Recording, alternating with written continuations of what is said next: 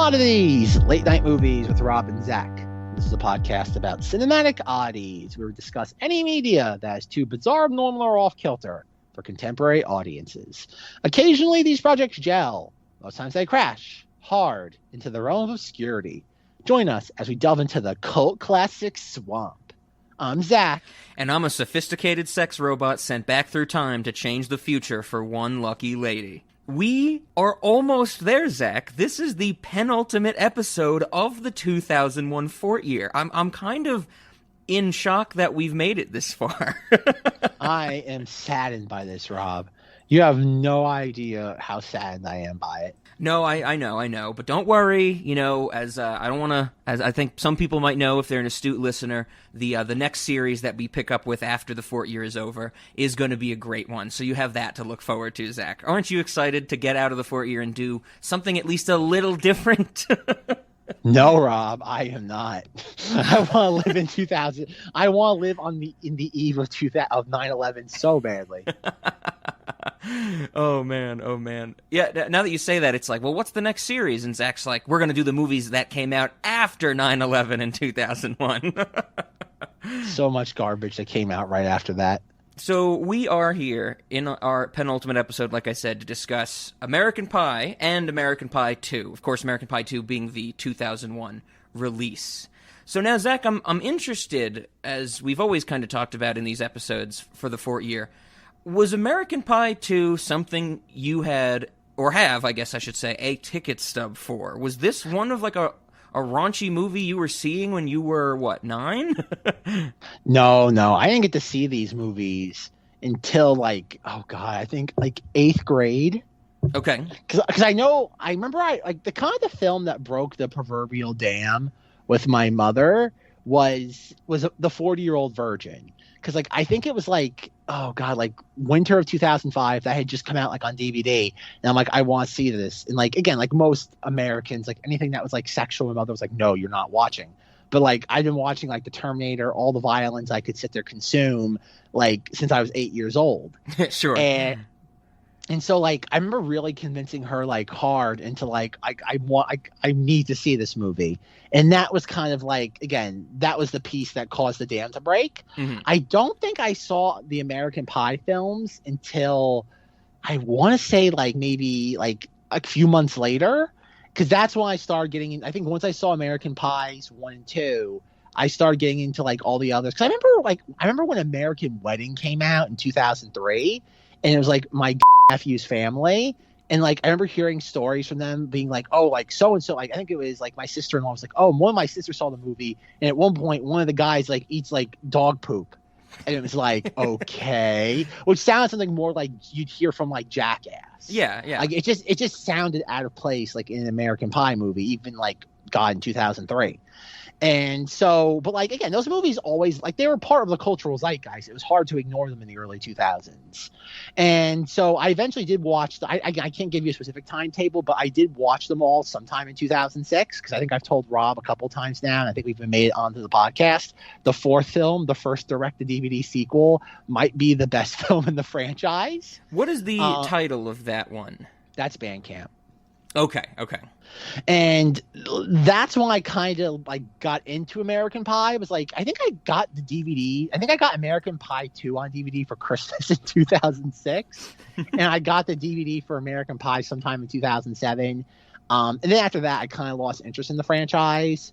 I don't like American Wedding. I find it a very just a cash grab movie, because half the cast doesn't even show up in that movie because they couldn't be bothered. Mm-hmm. I've read the stuff that Chris Klein, Tara Reid won no parts of the franchise after the second one. They felt it was below them. And then I remember even when American Reunion was being made, and hearing about that, being oh, that's neat. They're actually getting the people back who refused to be in American Wedding. Then I saw the trailers for it, and I'm just this is sad. I'm nobody wants to see a 35-year-old Sean William Scott doing the Stifler routine. Sure. I love Sean William Scott as an actor. I think he's it's kind of sad that even to this day he's still kind of oh God, pigeonholed into the Stifler archetype. Mm-hmm. He's done a decent enough job in the last couple of years of breaking out of that, but to this day he's always gonna be Stifler. But no, that's kind of my history with American Pie. It really hasn't been something that I've been like focused on since like as like someone in their early teenage years. Sure. No, I'm in the same boat where I was not watching this in 2001. You know, I don't have a ticket stub, nor did I even see it in theater and throw away my ticket stub. But when I sat down to watch these for this recording, both of them in the last 24 hours, that I kind of realized that I think I had seen enough of the first one in parts, but I don't think I've ever sat down and actually watched it in full. The second one I had never seen. Like, as when I started watching American Pie 2, I was like, wow, I honestly think I've never seen this movie. The first one, I was kind of like, I realized that maybe I had, like, caught some parts of it on TV, on HBO, like, pieces here and there, and the rest of the gaps in my knowledge just were from cultural osmosis, because this is such a famous movie. So I kind of was watching this for the first time, and I found that pretty interesting, at least in terms of, like, a film blind spot for me to cover up. Am I happy that I covered it up in the sense that I got to, you know, fill in a gap of my film history knowledge? Yes. Am I happy that I had to watch these movies? Kind of not really. I didn't really like either of these, Zach. Okay, that's the thing I think might be almost like the inverse of like Rat Race for us. Okay. Because like I guess I have some level of nostalgia for these movies because like I found these movies these movies were unbelievably successful. At least the first. Like I don't think there's been there's a reason why they made like 5 direct-to-DVD sequels because there's like a ton of money in this series. I think really the only one that ever underperformed was like American Reunion, was because like nobody just cared at that point, like 10 years later. But like the first movie had like a budget of I think like $11 million. It went out to gross like almost like $250 million worldwide in 1999, which was unheard of for like a teen sex comedy. Then the second movie comes out like 2 years later, and it does better in the US than it did the first one by like almost like a third. And it was just like, wow, like there's so much money here. But go ahead. Oh no, I was about to say that I definitely like looked into that because I know these movies are so popular. Like we said, there's a reason for the cultural osmosis knowledge that everybody I think has with these movies, and it makes me think of American Pie 1 and 2 is exactly that phenomenon that we talked about back with Shrek, where it's like the first one is such a big hit that the second one rides the wave and becomes even more successful. Oh, definitely, and that's the thing. But like, I think they're like the thing about like teen sex comedies, and of course, there's no shortage of those. And the thing that makes American Pie special is that like whoever was writing these movies, all the characters, for the most part, you can believe that they're teenagers. Sure. Like for the first two, like toward the like end of the second one, where you're looking at like Chris Klein, you're like, yeah, like he definitely looks like he's like in his mid to late 20s. But like if you squint, you can still kind of like say like, okay, I could see him being a college kid. Not like a freshman coming out of college, but like I could see him being like a senior almost. So you squint hard enough. Mm-hmm. But I think that's the thing that first made this series so endearing, is the fact like the characters were looked realistic, and B, I think most of their shenanigans are not like far-fetched or dialed up. Sure. Are they exaggerated? Yes, but I don't think they're dialed up to the point of like suspension of disbelief. Yeah, there's a certain level to it where they're kind of like riding the fine line between absurdity and just like shock raunch humor type of thing. Exactly. And I think there's raunchiness here, but it's not like the equivalent of like just saying certain words. Like no one says like, oh, like I can't wait to sit there, like using just like, I don't want to say, not slurs is not the right word, but just using like bad language. Like there isn't anything like that. Like most of the jokes come from some sort of physical gag, whether it be Jim in the apple pie, like the trumpet up the ass. Yep. There is more of a physical gag to it as opposed to just like yelling curse words because it's fun. Yeah, absolutely. And, I think it's something that, we don't get to a lot on this podcast. And the few times we have, I think it's kind of clear. The one I'm thinking about is way, way back when, Men, Women, and Children. I know you love... Delightful. You love a lot of that, like, raunch... Masterpiece. Visual gags. Like, I remember very vividly from our discussion where you're just like, Robbie cuts a hole in Nerf football, fills it with moisturizer, and fucks it. And I'm like, Zach, I don't like this. And I kind of, when I was watching American Pie 1 and 2, I was getting vibes of like, I'm like, yeah, this is the kind of like visual sex raunched gags that Zach seems to gravitate towards. And I'm just like, this is kind of gross. Whoa. Okay, this is my TED Talk when it comes to visual sexual raunch.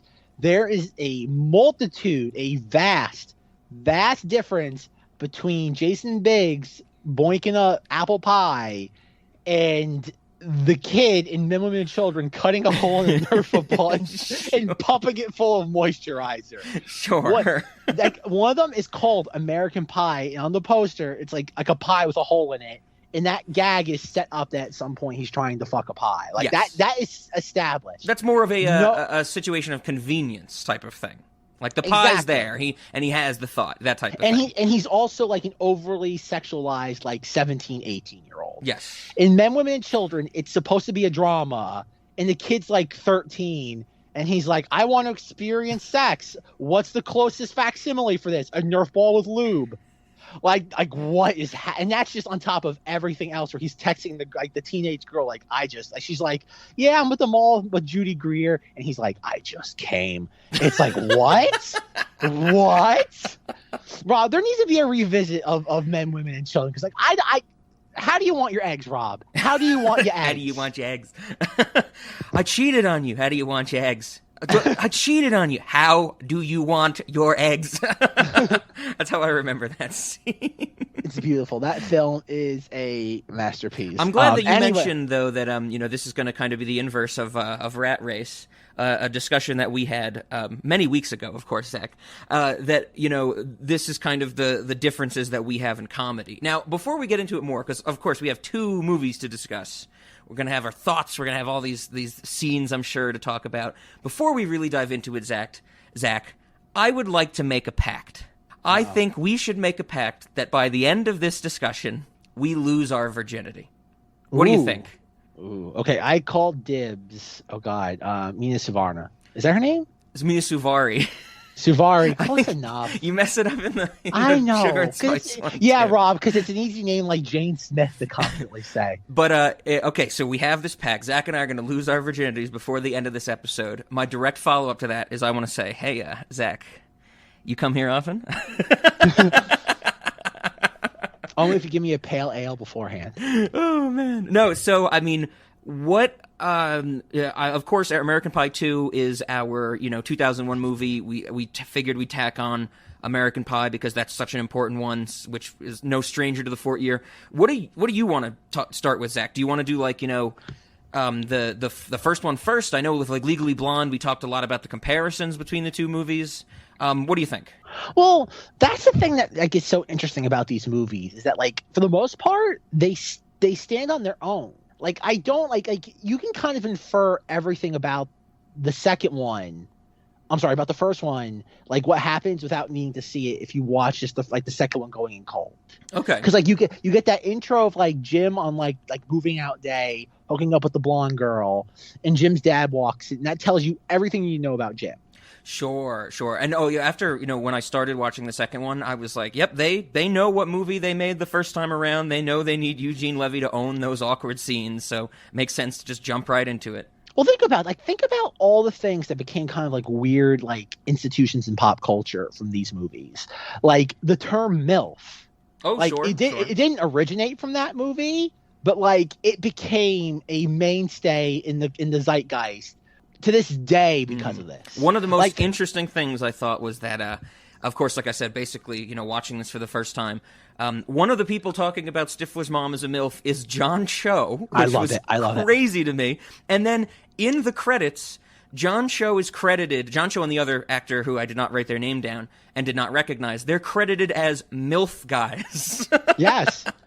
I love how John Cho now tries to oh God, ever since the Star Trek movies he was in. Yep. He tries to oh God, exemplify himself as this highbrow actor.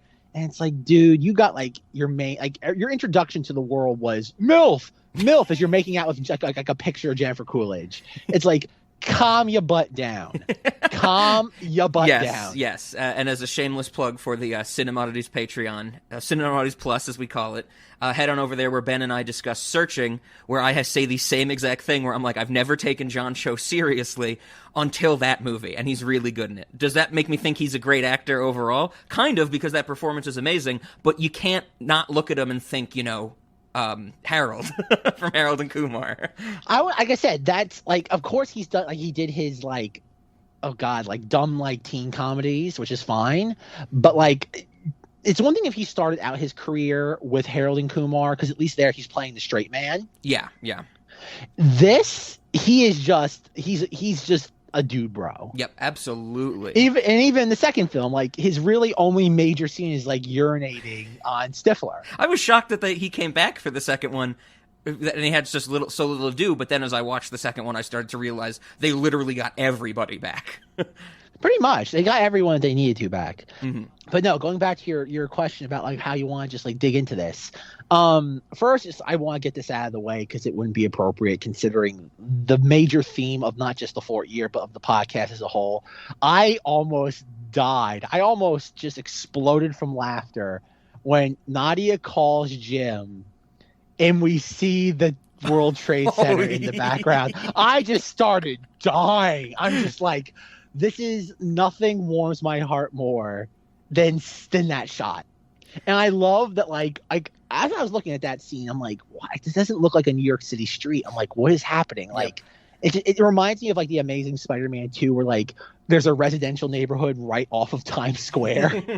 And I'm just like, what is, I mentally, my brain, it goes back to like Room 237 stuff of like my mind can't mentally comprehend this subconsciously. And I'm like, what is happening? So like I looked in, like, as we all know, the Bastion of Truth IMDb trivia. Yes. And they're like, oh yeah, they shot this in California and just like matted the World Trade Center into the background. I read that exact same thing on IMDb trivia, and I didn't dive into any corroboration for it, but I'm with you in the sense that I read that after seeing the movie, and I had the same thought that you did the movie, and I'm just like, there's not this perfect of a shot of New York, you know? So they're just like, what? Yeah, Twin Towers, we'll composite in the background, throw a hot dog vendor up front, we're good to go.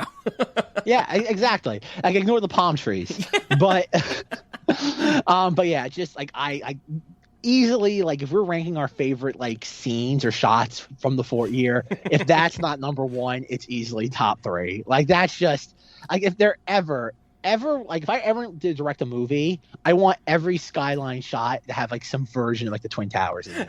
Like, it doesn't matter where the characters are, where the scene is taking place, it needs to be there. Like, I'm sorry. Like, yeah, you're right. It's kind of like a great, now that we're so close to the end of the Fortyear, it's a great retrospective of, like this with the composited Twin Towers, the Twin Towers sticking out of the water in AI, the Twin Towers with the Target sign on them in Josie and the Pussycats. Like, we've had a lot of great imagery of something that shortly after did not exist. Yes.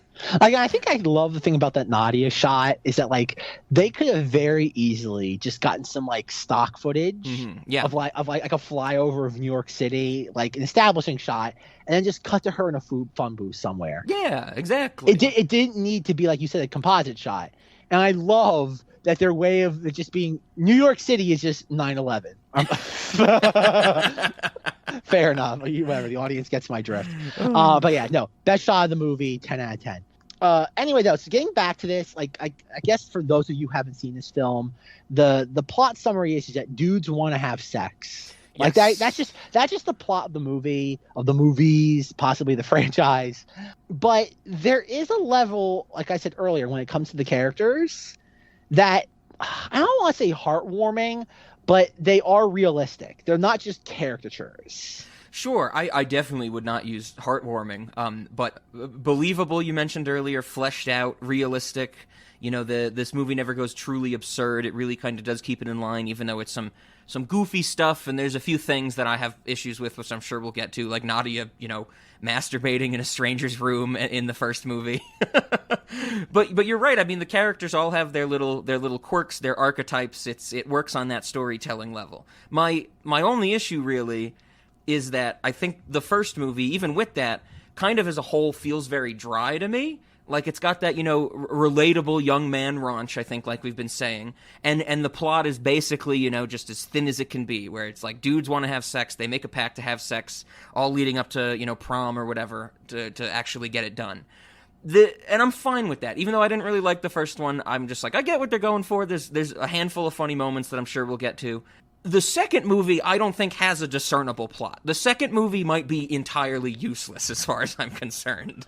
The second movie is the definition of more of the same. Yes. But they put enough of a fresh spin on it, you don't really notice it that much. I kind of see what you're saying. I don't know if it's a spin. It's just like they took out one layer, it seems. Because I don't... Like, what's the plot of the second one? They want to have sex, but at the beach. And there's no act. Yeah. There's no, like, you know... Like, I feel like the movie tries to say something at the end when the one dude is like, yeah, I never really grew up after high school. And I'm like, that would be interesting if that's what any of the rest of the movie was about. But instead you have an elongated, like, quid pro quo sex act scene with the two women in the house they're painting. Well, and guess what? That was, like, as we discussed in the Hannibal episode, that was their angle. And it worked. Like that scene, I would imagine, easily brought in like $30 to $50 million alone. Absolutely. Because also keep in mind that like that sort of thing was not as ubiquitous as we live in now, like on a cultural level. Like my joke was in college that like when you like walked around like the campus, they said look at those poster sales. I don't know if that's still a thing 10 years later, but like you had like choice of 4 posters. You had Al Pacino from Scarface, you had a weed flower. Travolta and Jackson from Pulp Fiction, and you had the 2 women making out on the bed in their underwear. Like that, those are your like 4 posters. So like the idea of 2 very attractive women like making out and just like getting handsy with each other, and there being some like oh god, frontal nudity. Yep, I get how that would be an angle. Like I said, everything about these movies on a commercial level, I think is a well-made decision. Oh, I mean, especially, you know, talking about the second one riding the wave of the first. Like, I feel like the first in 1999 is this, you know, kind of this teen sex comedy. I think there's a lot of, you know, stuff that people see as ridiculous. Like, of course, the famous pie thing, the very famous, you know, this one time at band camp, all that stuff. I feel like it was kind of, you know, when the second one was coming out, everybody was, like, on the edge of their seats going, what's gonna happen in this one? Like, how crazy can they make it, you know? I also, yes, but at the same time, too, I think the characters were endearing. I think that's the right word I'm looking for.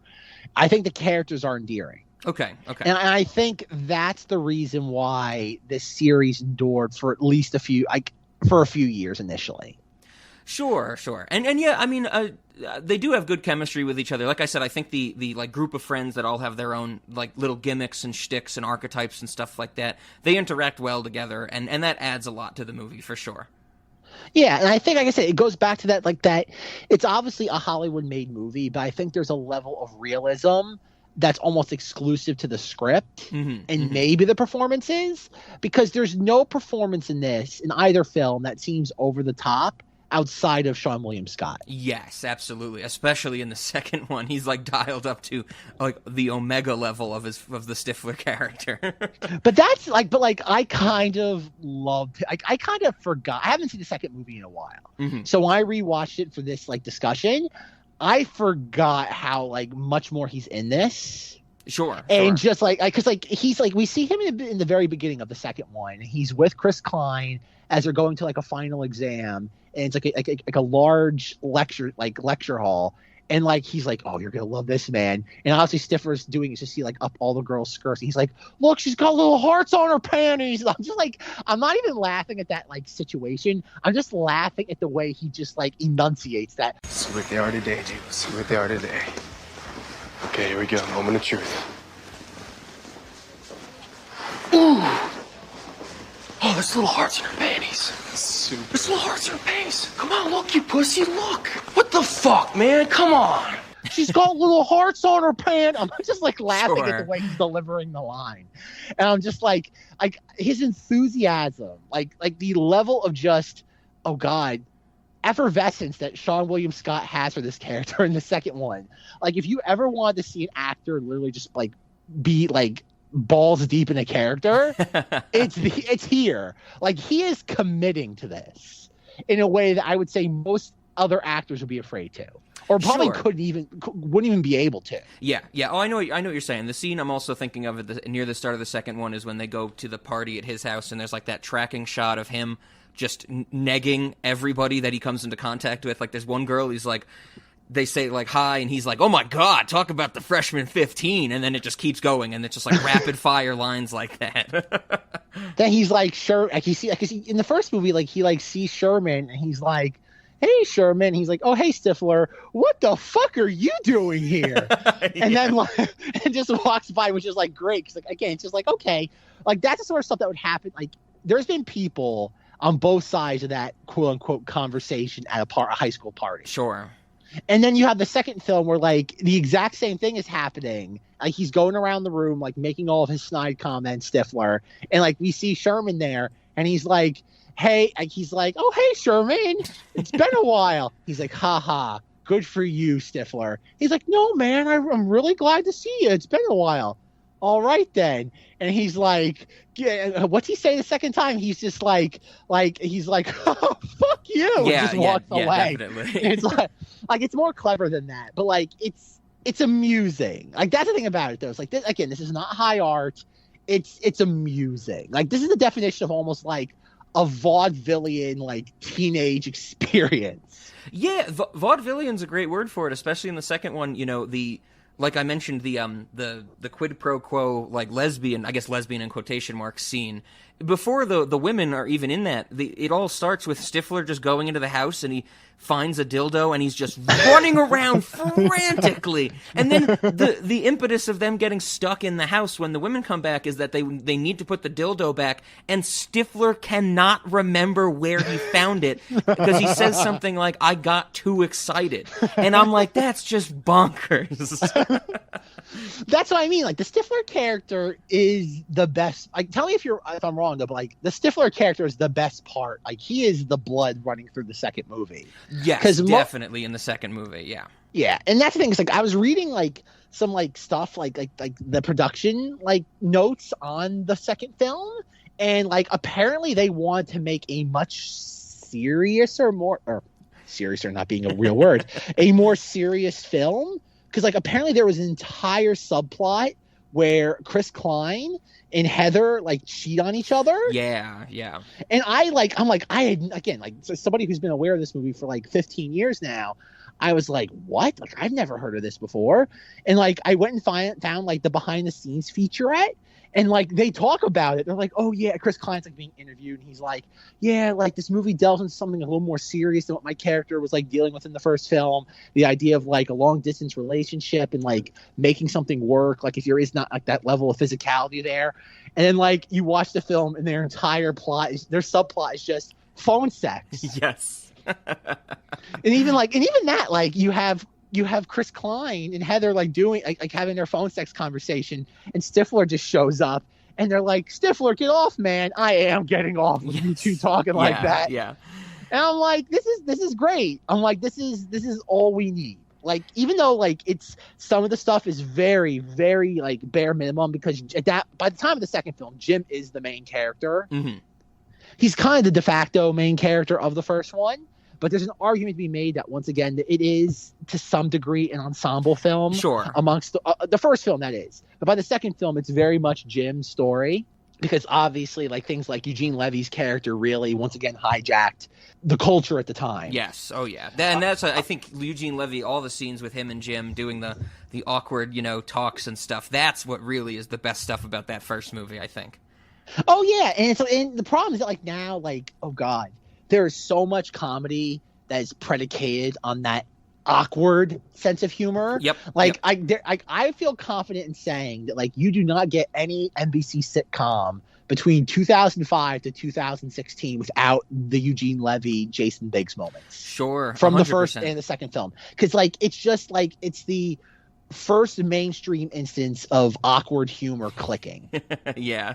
Because think about it, the teenagers, the kids that were like 14, 15, 16, 17 that were watching these movies in the late 90s, early 2000s are the ones that became adults and made The Office, 30 Rock, Parks and Rec huge successes. Absolutely. And that's what I mean. Like this is kind of like a very the equivalent of like the little salamander creature coming out of the primordial ooze. Sure. I like of that. What will become the detriment to mankind when it comes to sitcoms. Yes. What else is there? So like okay, so I'm curious, Rob, like what if like you Do you like you didn't like these movies, but you found them tolerable, I imagine, right? Oh, yeah. I think the first one much more so than the second one, because like I said, I think the second one is a lot of uselessness, and a lot of the scenes just go on forever, and they're all just so drawn out and stuff like that. But it wasn't like, impossible to get through. And then the first one, I think, had enough of just crazy comedy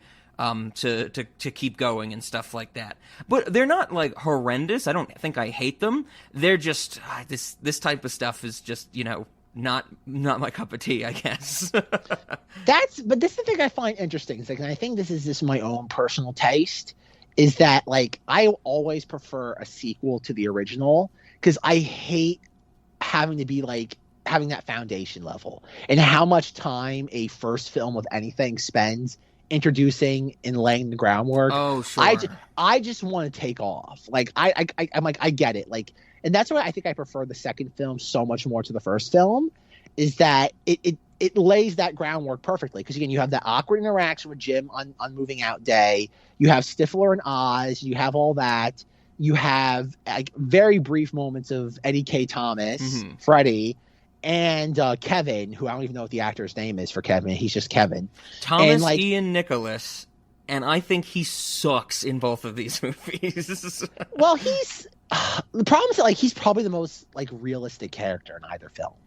Yeah, and that might be why I disliked him so much, because that's why he sucks. Yeah, where I wanted to get. He's the one who had like the least amount of kind of quirkiness or like attribute that made him stand as a character, and I wanted to get to the other ones for something to latch on to. Like I really, in the first part, I think maybe both movies, I think I really liked Eddie K. Thomas's character, because he just has all these like this weird nuance of the rumors being spread about him, and all the way he tries to act so suave and pretentious and stuff like that was interesting. Same thing like we said with Stifler, he has his shtick. Kevin's character is just like Kevin's entire character for two films is I want to have sex with Tara Reid. Yeah, exactly. That is his entire character for two films is I want to have sex with Tara Reid, and Tara Reid won't have sex with me. And he gets sad in the third act in both films. Yes, but like I said, like don't get me wrong, these films are not high art, but I think most of the reason why they click is the chemistry of the cast. I think everybody is riding off each other in a way that is very, very difficult for any movie. Like outside of like, oh God, J.J. Abrams' Star Trek, I cannot think of another thing where like it was just cast so well and nobody really like outshines the other, and everyone just kind of clicks with each other. Yeah. That's a good point. I especially talking about the chemistry of the characters. In the first movie, because like we already mentioned, it barely exists in the second.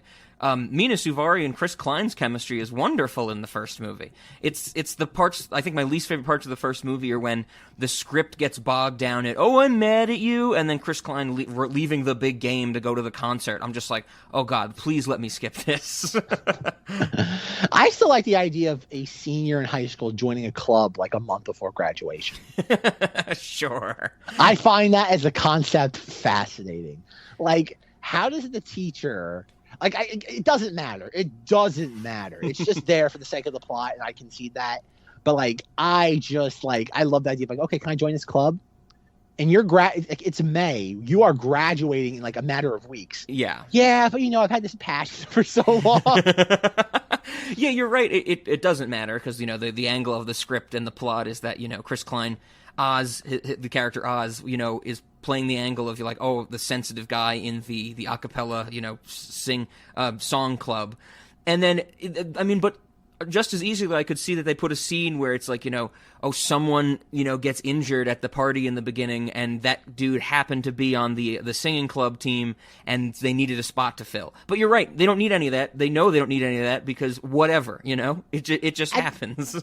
Exactly. And that's where, again, giving credit where credit is due, these films are both very tight. Like, there's nothing overly superfluous. Like, everything, I think for the most part, is bare bones. Oh, absolutely. I think the second one, I think both, I agree with you there. The second one, it's still kind of tight. I think there's just the scenes go on too long, which isn't to say it's not tight because it's all related to what the movie's going for. But I felt like it moved a little better in the first, maybe because we had more character dynamics rather than just our like main five. Like Tara Reid and Natasha Lyonne just basically don't exist in the second movie, you know? But in the first one, there's a whole dynamic from that like female perspective that adds a lot more to it. Yeah, and that's probably a reason why like those two characters did not show up in the third film. Is that like, and on top of the fact that Tara Reid thought she was like above all this, is that like it really wasn't anything for them to do. It's like, where do you, like with some of these characters, it's like, where do you go from here? Mm-hmm. Exactly, and I think that's kind of, you know, the one of the issues with the second movie. Once again, in the sense that it doesn't really matter, it had to have it happen. Like all these kids, you know, our five main characters go to this cabin or this house on the beach, and then, you know, just for some reason, everybody else from their school from the first movie is there as well.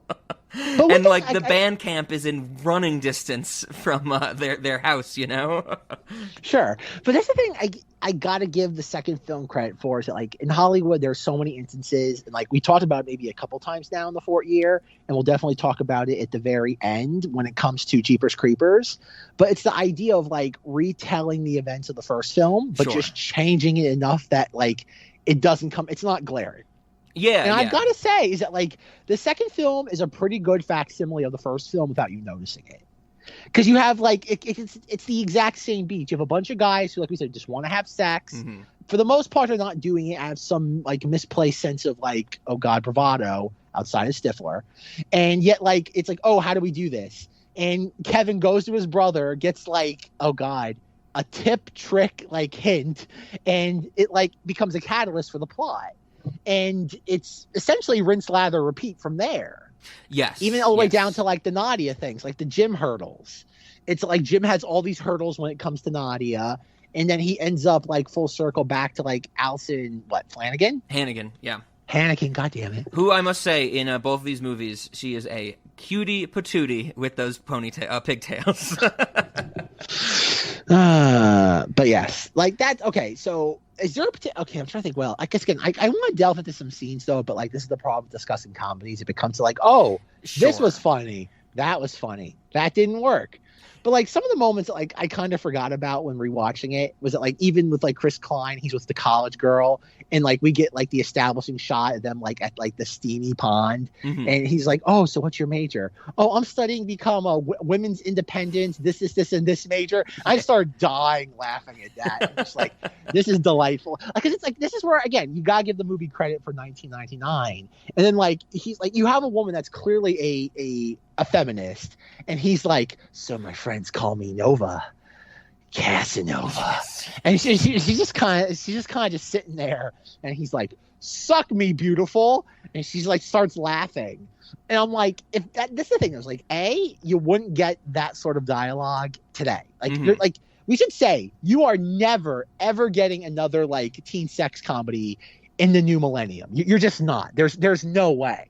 And the problem is that like, and Rob's gonna either hate or love this like statement.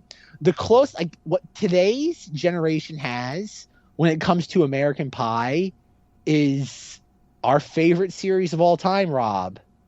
Euphoria. Oh, yeah. You're absolutely think about right. Rob. You might not like American Pie 1 and 2, but it's infinitely better than Euphoria. Well, I'll give you that, and that's also, I think, you know, you're absolutely right that that's the closest thing we have to it in the teen sex genre. Euphoria totally falls in that category, but Euphoria wants to be self-serious, preachy, you know, getting to the real details of what the teens are actually going through. Where that is probably why I hate that movie so much, and the parts of Men, Women, and Children that I absolutely despise get at that idea as well, where American Pie never takes itself seriously. Yeah, you know, Kevin's going to get sad at the end because he has emotions, and people do have emotions, but that's just like a little beat of the movie so they can get back together and be friends, and you feel like they've accomplished something at the end of a very thin plot. Sure, but that's the thing, though. There's a reason. I think it's very obvious now if you've listened to Cinemodies, is that I have a fondness for this type of film. Sure. And I think the reason why, like, I enjoy all of this on different levels, and I'm not sure if Rob has surmised this, but we're gonna both like unpack this in real time, is that like I like American Pie because it's succeeding at making the teen sex comedy relatable. Sure. In the sense of like it's being like the story is being presented along with the performances, quote unquote, at the level. And I'm like, okay, well done. It's aiming and it's landing its shots for the most part. I enjoy Euphoria, all these other like men, women, and children because they are warping the notion of the teen sex comedy into, like you said, self-serious like dramas, and they're failing miserably at it. So I am laughing at the absurdity of it, and I'm like, appreciating it on the fact that it's aiming and it's like going far left. Sure. I see what you're saying. And that's why I appreciate all this, because like I like this genre, but like I like it when it's either landing its shots or it's so just, again, it goes back to my thing of like Batman v Superman. You either make a competent superhero movie that breaks the mold, or you just go so gonzo with it. It's like this is so unique. We have to appreciate just how bizarre it is. Yeah, I know exactly what you're saying, and I think this falls in the same category. I think it was a while ago, but you were like, "There's this what the Generation or Genera plus Ion on HBO." Yes. You were like telling me about it, and I'm like, "Of course you want to tell me about this, Zach." Yes. The problem with that Generate plus sign Ion is not as good as Euphoria because it leans more toward American Pie than Euphoria. Oh, okay. But like, don't get me wrong, it's trying to do the Euphoria thing. It's a more lighthearted Euphoria. That's probably the best way to put it. Gotcha. And also, I'm pretty sure there's no Sydney Sweeney in a Generation. But I'm glad you mentioned our favorite ingenue from Euphoria, because if you were to go to the writers of American Pies 1 and 2 in the late 90s, early 2000s, say, we want to have a sequence where Allison Flanagan gets off on a carousel, they would say, again, this is a teen sex comedy, capital TSC. And if you were to pitch them on that idea as a sequence, they'd be like, I don't know if it's funny, and B, we really don't want to humiliate the actress and the character that way. Sure. Yet in Euphoria, that has its head so far lodged up its own ass, they're like, we're gonna have this in the movie. I'm sorry, in the TV show, and we're gonna consider it high art. Yes, absolutely. And I think that's what I find so fascinating about Euphoria. Euphoria doesn't understand that it's absolute garbage. And the thing that makes that fascinating is that, like, it's a farce, and yet nobody, the thousands upon thousands of people that are involved with that, nobody is aware of it. Yeah. No, I think that's there's also, I think what you're saying is, you have the more extreme case of it where you'll check out the other, like Generation and stuff like that. But there's a reason I didn't like. Enjoy is the right word. I enjoyed watching Euphoria the first season as well, because I don't think either of us have seen the specials. That's the 2 specials that came out.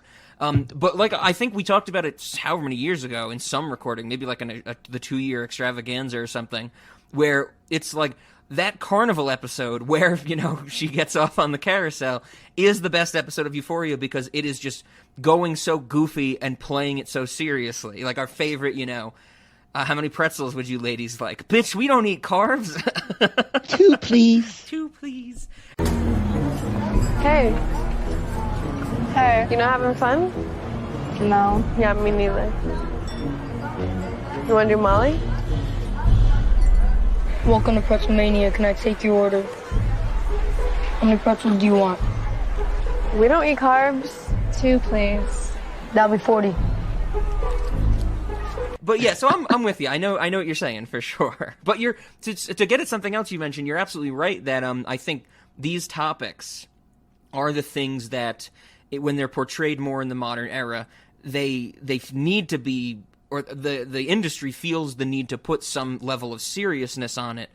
I guess that's their notion of making it more relatable, where American Pie, like you said, hits the nail on the head of making it relatable by making the characters more, like awkward, like teenagers would be. I guess the thing that comes to mind is I would have to look up the name of it, but remember there was like that little more raunchy comedy with kids, like Jacob Tremblay was in it. It was called like...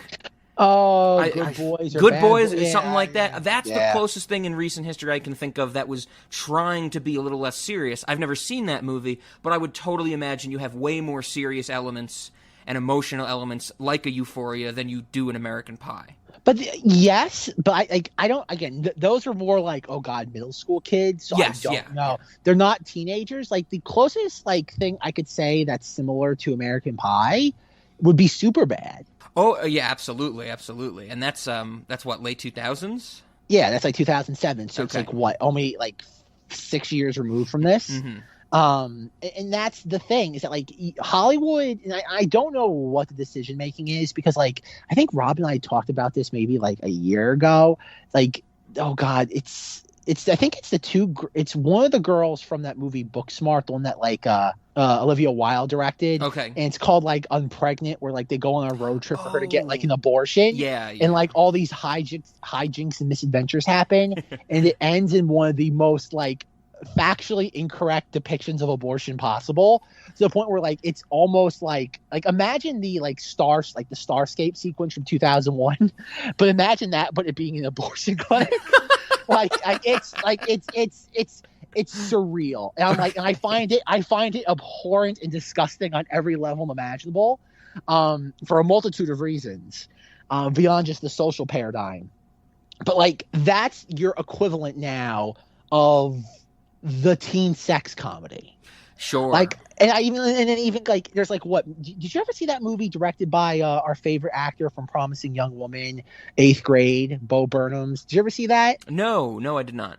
Okay, like there's a sequence in that where like the titular 8th grade girl is like, she has a crush on a boy, and she like writes him a note or something. They're talking during like a movie in like class, and he's like, "Are you good at blowjobs?"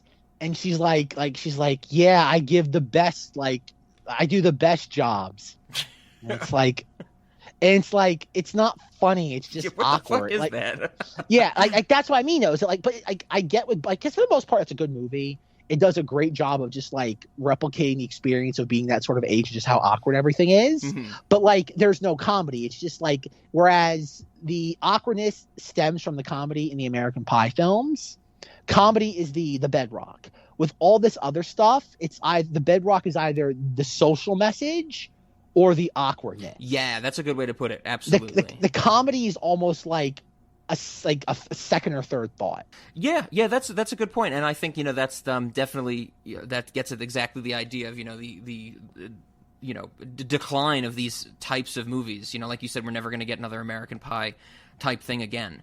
We're not going to get another Porky's or Kentucky Fried movie. Yep, absolutely. I think of in the same category a Revenge of the Nerds, a movie I was very fond of when I was younger. But no, I think that's just where like my deep-seated appreciation for like these two, like at least this franchise, comes from, is that it Sure. tried. It tried in a way that nothing tries anymore at. Absolutely, and I think that's a good way to put it. And maybe you need that foundation of comedy to get like. Maybe that's why the things that are in this category, or this genre that come out more modern, don't hit as well as like an American Pie, because you need that foundation of comedy to be able to actually express things in a funny way. Like one of the lines in the first movie that I loved, that I think is a perfect example of this, is Natasha Lyonne and Tara Reid are talking to each other, and they're talking about like not getting orgasms, and Natasha Lyonne says something like, "You've never double-clicked your mouse?"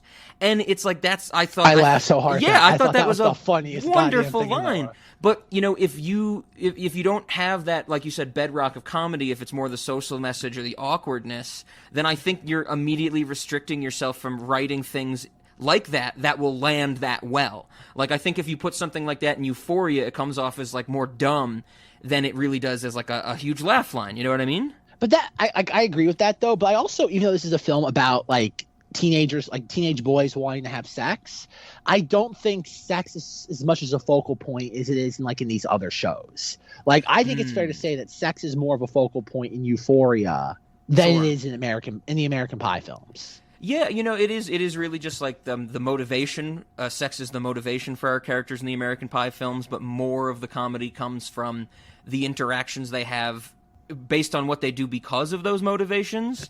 Where you're right, Euphoria, once again, our favorite Sydney Sweeney scene I've mentioned so many times is when she's sitting topless on a bed crying while a man yells at her.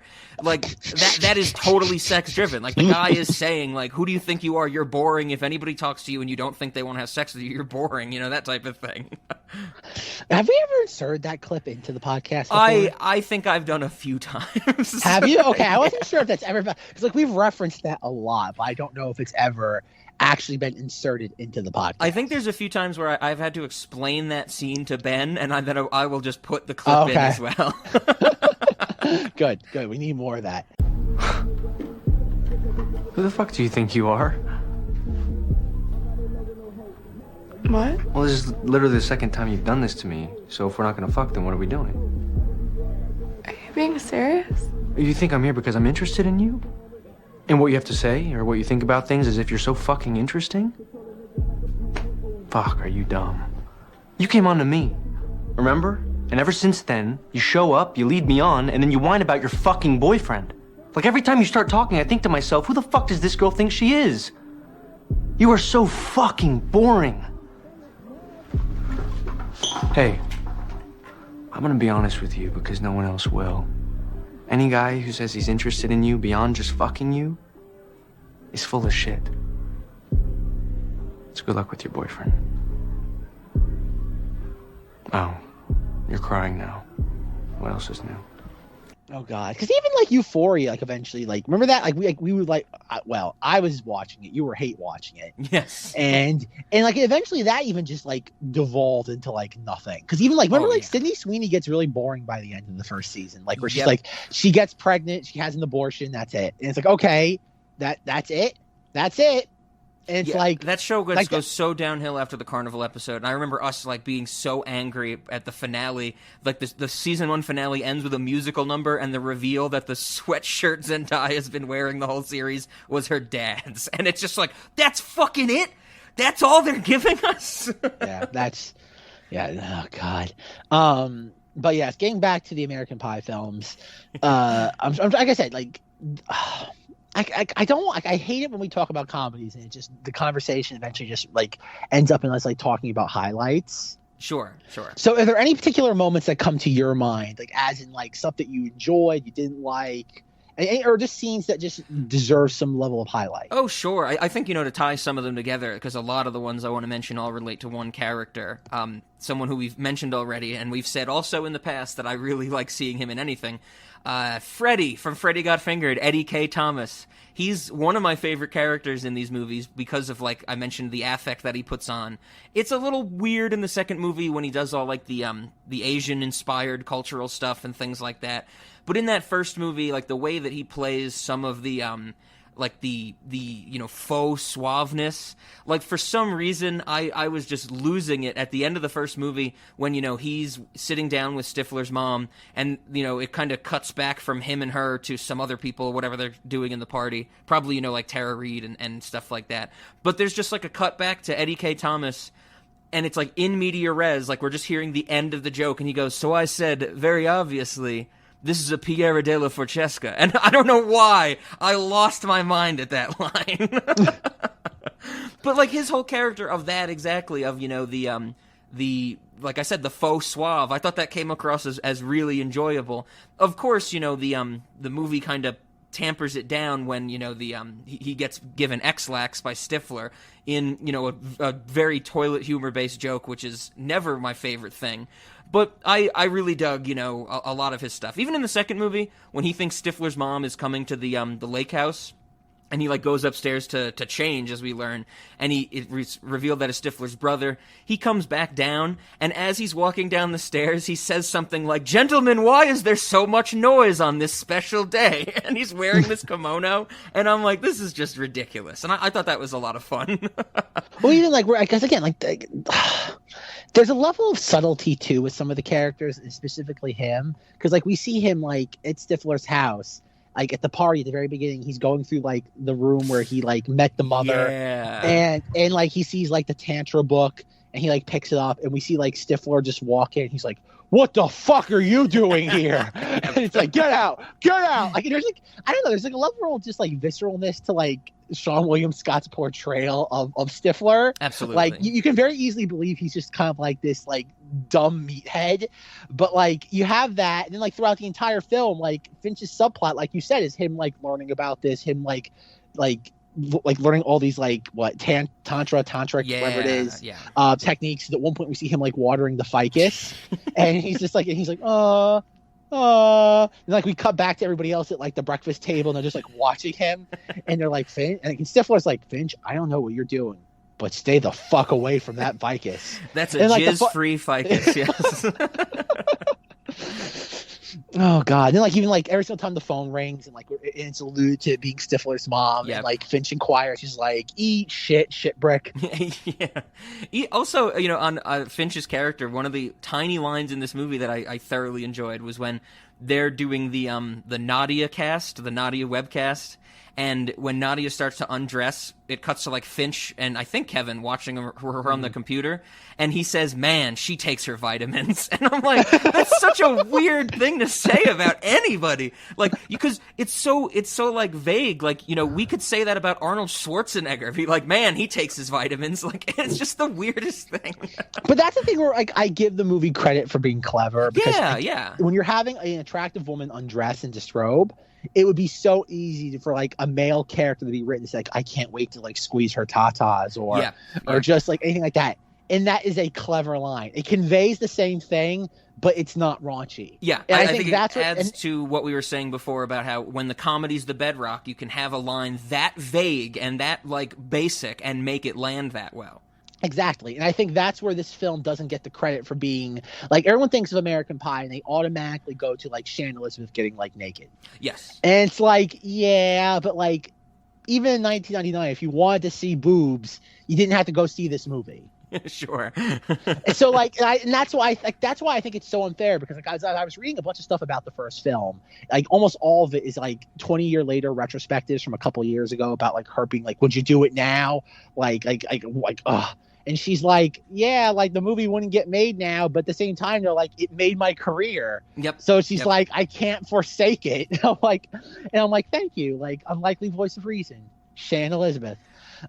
Speaking of her, you know, of Nadia's character, like I mentioned earlier on, it is very strange to me that, you know, in the first movie, she needs to change. I get that, you know, so she has a room to change in. They set up the webcam. This seems, you know, very, you know, believable. But then when she starts, you know, looking at herself in the mirror, she starts finding the dirty magazines, she starts masturbating and stuff like that. I'm like, this is kind of ridiculous. But once again, like we've been saying, it doesn't matter. It just needs to happen so we get, you know, this whole embarrassing moment for Jim and stuff like that. What I found a little crazier was in the follow-up scene, you know, when Jim's getting made fun of at school, and then he meets up with the rest of the gang, they have a line that says something like, Nadia's sponsors found out that she did this and they sent her back home. And I'm like, that seems crazy to me. I mean, I don't know the inner workings of exchange student status, but I was just like, it was, she was being filmed and broadcast against her will. Like, that's not her fault. But again, it goes back to, like, okay,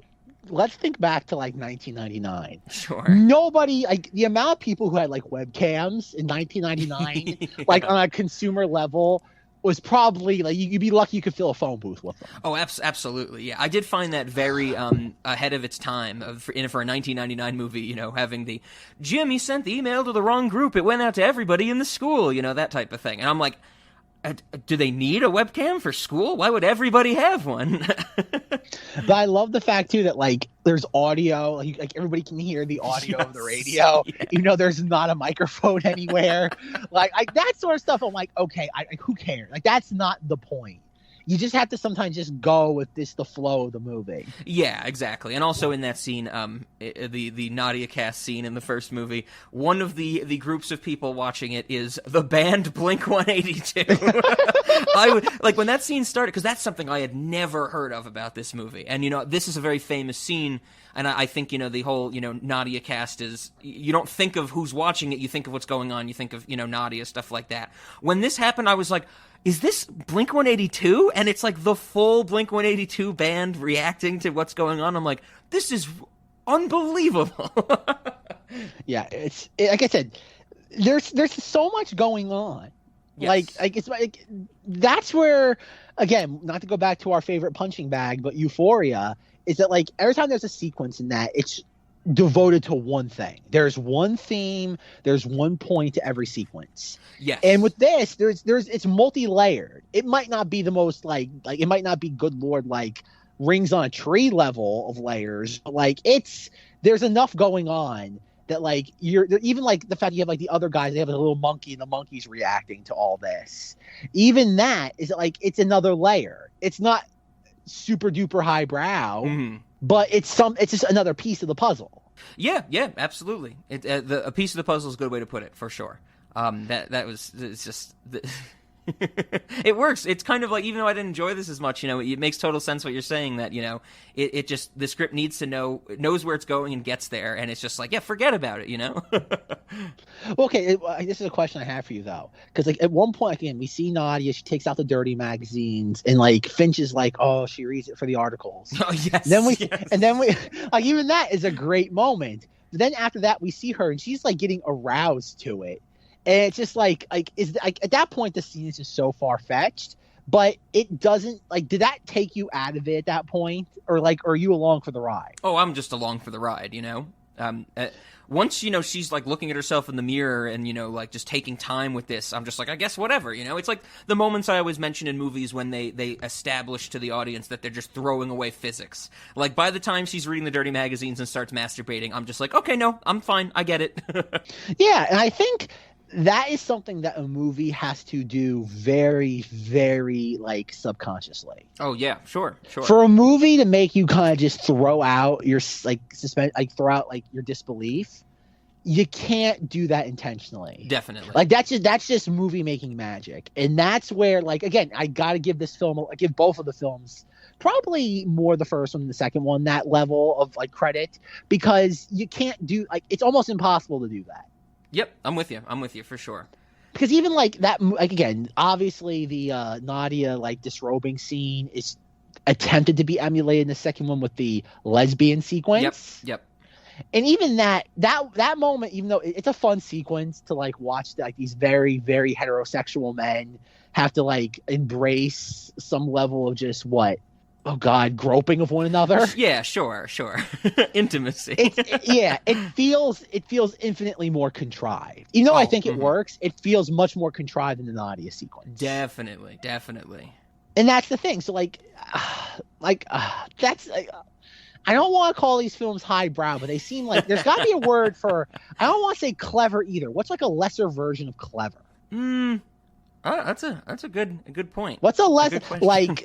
I guess for lack of a better word, clever. Like there is a cleverness to all this. And I would agree with that. That the way that they're refined, they're pulling it off, a tad more refined than your typical like. Sure. I don't know if you were to look at like think of all the other teen sex comedies out there that came like before and after this. I would definitely say this is more refined than like Superbad. Oh, I would agree with that as well, because Superbad has so much chaos going on in it. Exactly, and I think that's even the same can be said for Euphoria. Yeah, absolutely. And that even what happened to a generation plus sign Ion is that like I think I told Rob the prologue for every single one of those episodes is like a woman giving birth in a mall bathroom. Yeah. And that is chaos. Sure, absolutely. And yes, probably the most chaotic moment we have in this movie is the lesbian sequence, because that's when our protagonists are kind of turned on their heel. Mm-hmm, absolutely. And I'm also even thinking now back to much earlier in the Fortyear, not exactly the same genre, but somewhat sex inspired, loosely maybe. Saving Silverman, and that movie is also incredibly chaotic because I think more of the plot machinations of kidnapping a woman, is inherently chaotic. But yeah, it's in that. I guess I'm also thinking, Jason Biggs as well with that. Oh God, Jason Biggs. Okay, can we talk about how in the first movie, and this is what really this is one of those things that it's a nitpick, but it just drove me insane that whoever was in charge of lighting the first film did not know how to light these people. Oh my God, yes. One of my notes it's like it's my literal third note on the first movie. What in the hell is this ungodly terrible lighting in Stifler's party? It's not just Stifler's party. It's like the entire you're God. Right. But I mean, that's where it first really stood out to me. Film. Yeah, I'm with you. Because every single time we see any of the main guys, they look flushed and sweaty. Sure. And none of the women actresses look that way. And I'm just like, what was happening? Did they not know? Was the makeup applied wrong? Was it lit wrong? It's just Jason Biggs just looks like he is on the verge of just breaking down from exhaustion. Yes, 100%. I'm totally with you.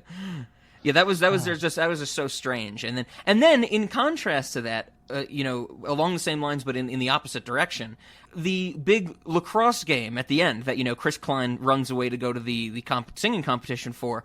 When after there's a scene of them playing lacrosse. And I think, Chris Klein misses or something like that, and then he's on the bench afterwards. He looks pristine. He looks like he hasn't been exercising in the slightest. No. Yeah, there's some stuff like that where, like, I get it. This was, like low budget, like at $10 million, especially for a studio film. But, like, yeah, some of that stuff is just kind of like, ugh. Yeah, at least throw some water on him or something, I know. It was just... that is the sort of stuff I found jarring. Sure. I'm willing to forgive a lot. That part, I'm just like, it just takes me out of it. Like, even there's a couple parts, even like Jason Biggs' hair. Like, I hate Jason Biggs' hair. Like, this is the weirdest complaint to make about, like, a movie and an actor, but I hate his hair. Okay. Like, as I was watching this, all I kept thinking of was that moment from Seinfeld where George gets, like, the wig or the hairpiece, and Elaine just grips it off of his head. It's like, I hate this thing. Okay, yeah. And chucks it out the window.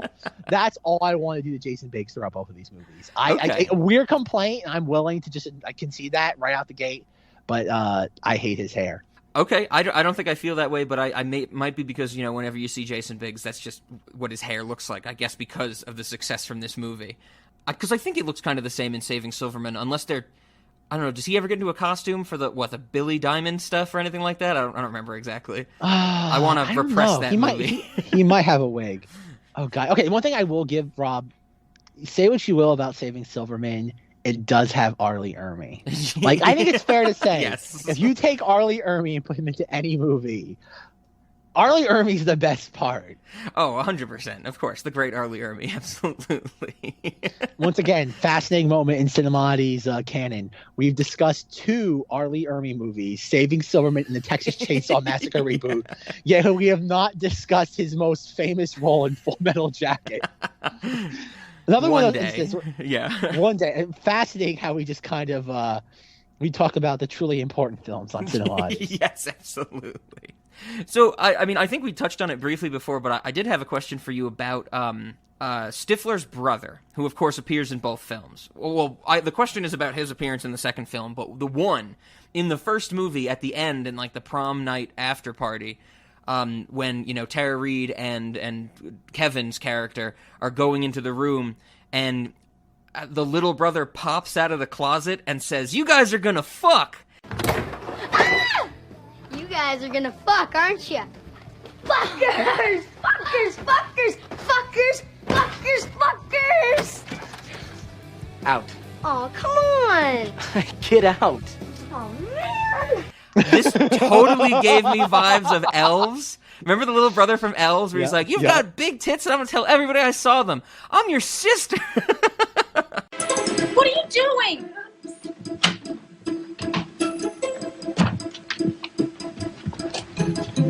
You pervert! I'm not a pervert. I like seeing naked girls. I'm your fucking sister! Yeah, and you've got fucking big tits, and I'm gonna tell everybody I saw 'em. I got hardcore Elves vibes from that scene. But in the second movie, do you know how old he's supposed to be? That's what I couldn't get a handle on. He's supposed to be I think 13, like 13. Okay, like probably starting 14. puberty type of thing. Oh yeah, because remember, you see him at the party going around. Yeah, and he makes some sort of suggestive comment, and it just doesn't make sense. It's like, oh, this is someone who doesn't understand the dynamics of human pair bonding, making this comment. Definitely, I don't know. I just was like, I don't know how old this kid's supposed to be, and it's making me feel weird. Because even when he shows up, he's like. They're like, "Stifler, what's your younger brother doing here?" And he's like, "Pussy." And the characters are like, "Take a number." And I'm just like, whoa, this kid, I don't want to hear this kid saying these things. I did find that funny, though, because even when they had their big, beach party in the second one, and, we have him, and he's just going around, just awkwardly hitting on women. Yeah. And it's I find that amusing. It's goofy. I don't know if it's amusing, but it's goofy. I'm just cackling at it. Sure. And Stifler just, locks him outside of the house. It's like, you're on cop patrol. Yeah. But Steve... Yeah, that was just very, very strange to me. And I guess, talking about things that seem strange, but not movie breaking or anything, like we've been saying, what's the deal with, or maybe I didn't fully understand it. Like, once again, it might be like just a script device or a plot device that just the movie needs to get through it. Like I mentioned earlier, it's one of my least favorite things. I don't fully understand Mina Suvari's anger at Chris Klein after, they meet at the lacrosse, or they see each other at the lacrosse game, because, we get to see her watching him with the other lacrosse players, and Stifler's there doing, incredibly sexual, pantomimes and stuff like that. And Mina Suvari gets angry at this.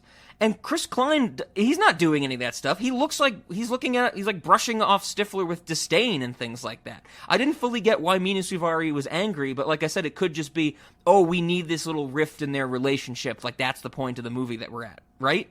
You're not wrong, but I think maybe giving a layer of context that the movie kind of glosses over is that, like, in the very, very beginning part of the movie, like, we have Stifler, like, run up to, like, Oz and be like, yo, Nova! I think his reputation is at that point that he is a Casanova, even though it's kind of like, it's hollow. Oh, sure. And so he might, especially being a lacrosse player, and I think he even says, like, a football player, he probably has a reputation of being, like, again, having that bravado, like, oh, I could just, every woman's a notch in my belt.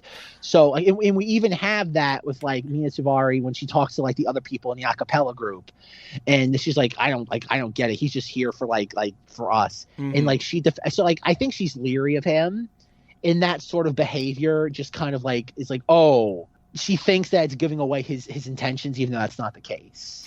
Sure. No, that's a good point, because now she's skeptical of him. Yeah, and that makes perfect sense, because I was kind of forgetting that scene where earlier, I think their first scene of dialogue together is that, he's like, I really like music because it's like, it lets me express myself instead of just scoring a goal or something like that. And that's when they have their, like, she starts to come around to him. So, okay, that makes more sense. But in the moment when I was watching it, she gets all pissed off at Chris Klein. I'm like, Chris Klein looks angry with Stifler. Like, that wouldn't, it didn't, break the movie, like I said, but it just made me think, I was like, bitch, calm down. Also, I don't think I mentioned this when we did Sugar and Spice, with Mina Suvari. She kind of looks like a fish to me. Do you get fish vibes from Mina Suvari at all? A little bit. I could see where you would make that observation. For some reason, I was getting a little bit of fish vibes, and I wanted to throw that out there to tie this into another one of the lines that absolutely had me dying in the first movie. The scene where Casey Affleck appears, who's in both movies for the same scene. But in the first one, Kevin calls his brother, played by Casey Affleck. Casey Affleck is at, like, a sushi bar, and Kevin says something to him while they're on the phone, like, how do I bring Tara Reid to orgasm? And it cuts to Casey Affleck, who's sitting next to someone at the sushi bar, and Casey Affleck says to the other guy, try the spicy tuna hand roll. And Kevin goes, what? How do you do that? That got me so hard for some reason. I was just like, you're killing me, movie. Like, that. It's one of those, another thing. It's such a basic joke that is so vague in general, but it works because they've laid the groundwork of the comedy. I've always found it funny ever since, like, all of Casey Affleck's, like, sexual harassment scandals. Sure. That he's the person that Kevin goes to for sexual advice. I found that just fascinating. Like, oh God, I'm just like, I always laugh at that time. I always forget that Casey Affleck is in these movies. Yes, every single time I watch them, and I'm just like, I just can't help but laugh that, like, he's like the mentor. So I guess, speaking of that, in the first movie, Casey Affleck sends Kevin to the hidden book in the library that shows him, like, sex positions and what the tongue tornado, I think it's called. Mm-hmm. And do you know, in one of the direct-to-video sequels, is this the titular Book of Love? Because I've never seen it, but I know there is American Pie: The Book of Love. Is this the Book of Love, or is it a different book? Do you know? Because I didn't do my research. It's funny you mentioned that, because at one point I could have sworn that I had that same question when I heard that was going to be like whenever that movie came out, like 10 years ago. Yeah. I could have swore that I had that same question. I've never looked into it because I don't care that much. Yeah, exactly. But I if I remember, I don't think they're related. That's okay. That kind of bums me out. I would have liked to. Oh God. Okay. I tried to see if I get a quick answer to this. The first line of the plot synopsis on Wikipedia for The Book of Love is, in East Great Falls, Michigan, 11 years after the events of the first film, high schooler Rob masturbates with a peanut butter sandwich. Period. Why not? Oh, yeah. So I don't know. That was one thought I had because I was like, oh, like there's this book that he finds, Book of Love. And also on that book, I thought it was going to be a bigger part of the movie after it got introduced. Like Kevin was going to share it with the whole gang and it was going to become, some type of, I can't think of a good example, but, that's maybe not a super cliche, but that's a trope in storytelling where somebody finds the book from generations previously and they use it to their advantage, and the only fucking example for some reason I can think of is the Half-Blood Prince, Harry Potter and the Half-Blood Prince. Wouldn't it be great if Harry Potter found the Book of Love? Oh yeah, Harry Potter and the Book of Love. Now that's a different movie. Yes, absolutely. So yeah, that whole Book of Love thing, and I guess I don't know if I did want to talk about because I've never seen any of these other American Pie movies. I think I might have caught bits and pieces of them, maybe if it was on TV or maybe if it, like I feel like in college, these would be Netflix things that somebody would have on in the background and I've seen like a scene or something like that. Did you know that the most recent one came out in 2020 and is called American Pie Presents Girls Rules, and it's a more female-oriented version? Uh-oh. I did not, but I'm not particularly fond of that either. No, I have no really desire to see it at all, and I don't think I'll watch any of these other movies for a very long time. But I just had to point out because I wanted to learn a little bit more about it because it was so recent. It came out in October, straight to streaming, I would imagine. I have to mention some of the cast members. Because, of course, all the main people are just goddamn unknowns, that have been in a few other things, TV stuff like that. But here's the thing. If you run down the cast list, it's kind of insane that you get to Danny Trejo, Barry Bostwick, and Danny DeVito. How crazy is that? Okay, this is the first review on IMDb. Okay. Not American Pie, forced feminism, but then shows girls treating a guy like meat. Okay, first, I know I'm not going to like this because under the sex and nudity for parents guide, it says mild. Oh. If anything, this is the movie that they should have went full on like male nudity with, right? Mm-hmm. Exactly. Oh God. Okay. Yeah. So that I just had to point that out because when I saw that cast list, I was like, Jesus. Like, how did they? Were they just like Danny Trejo like walked into the wrong room and they were like, here, just do a scene, I like to imagine it's the same like casting method that happened for Predators, where it was like in the script it says a actor that looks like Danny Trejo, and Danny Trejo just showed up and was like, I'm a guy who looks like Danny Trejo. Absolutely. Oh man, Rob. Sex and nudity. A character climbs over a fence, but her panties get stuck and she falls. Her entire buttocks is shown on screen for several seconds. I can't handle that. I cannot. I cannot handle that. Here's some of the trivia for this movie. Producers initially wanted male nudity in the movie during pre-production. Yeah. And director Mike Elliott even included showing some male nudity in one of the scenes, though it was prosthetic. But it was ultimately decided to cut from the final cut. This makes it the first American Pie movie out of all the theatrical releases to have no male nudity. Yet this is the progressive movie. Like that's what I mean. It's like it has no male nudity, but it's the progressive movie. It's like okay, like once again, you're just making a movie to check a box. You're not doing it for any reason. Yeah, exactly. The first and only American Pie film not to have Eugene Levy in it. That is the other thing that I saw that interested me about it, because if you go to like the breakdown of the cast for all the American Pie movies, you can like see that Eugene Levy has a huge amount in all of them, and then the last one is just blank, and it's like, well, fuck, what are they? Why? What are they doing? Okay, you'll like this. In an interview with Yahoo Entertainment, Girls Rules director Mike Elliott admitted that the film is a, quote, pretty innocent picture. Why call it American Pie then? Yeah, absolutely. It's like, oh my God, just call it Girls Rule and put it on Netflix, and it'll be heralded as like revelatory by the media. Oh, 100%. Yeah, I'm with you. I get. Have you? I know you mentioned a few of them, but have you seen like you mentioned Bandcamp? Have you seen the spin-offs like the Naked Mile, the Book of Love? Have you ever watched any of those? I watched part of the Naked Mile, and I kind of just gave up. I think like 15 minutes into it. One's called Beta House. I don't think I've even heard of that one. Okay, if you want to know what a true American Pie movie is, sex and nudity severe. Yes. I mean, that's kind of, the gist of that's what gets the butts into seats type of thing. American Reunion, like I still, even though like I don't care, I still kind of want to see that. Okay. Sex and nudity. A woman heavily implies a lesbian sexual encounter with another woman during their time at band camp. I'm just clutching those pearls right now, Rob. I realize that we should not be talking about any of these types of movies on this podcast because everybody knows here we are proper boys. Okay, I love this description. You're gonna love this. This is for American Reunion. A man puts his arm around a woman while in a movie theater, and the woman moves her head toward his crotch and performs oral sex on him. The man moans rhythmically until he climaxes, and then parenthetical it says, "Other people in the theater watch and listen." It's almost as if like, oh my god, like that's great. You describing that scene actually reminded me of something I think we've talked about briefly. I think it was off mic though, but in this same terms of teen sex comedy, I think in the early 2010s we did get the to-do list, right? That's what it's called, with Aubrey Plaza, and she has to do all the sexual acts. God, that might be the last true one of these that we have, because I saw that movie in theaters. I want to state that my girlfriend at the time really wanted to see that movie, and we watched it.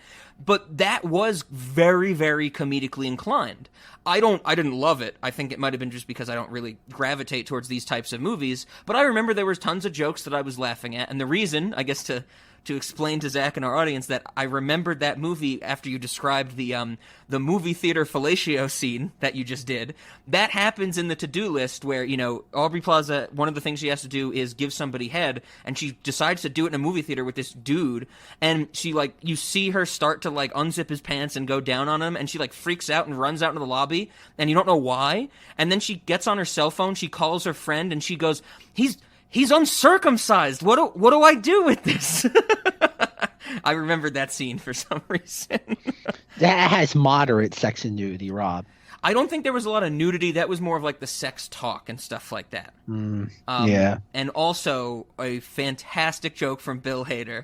It has nothing to do with the movie, but there's a point where he says, "Why did Eddie Vedder cross the road?" And I think the person he's with is like, "Dude, shut up, we're doing something else right now." And Bill Hader goes, "To get to the other side." And I fucking lost it. Me, only person laughing in the theater hilariously at that joke.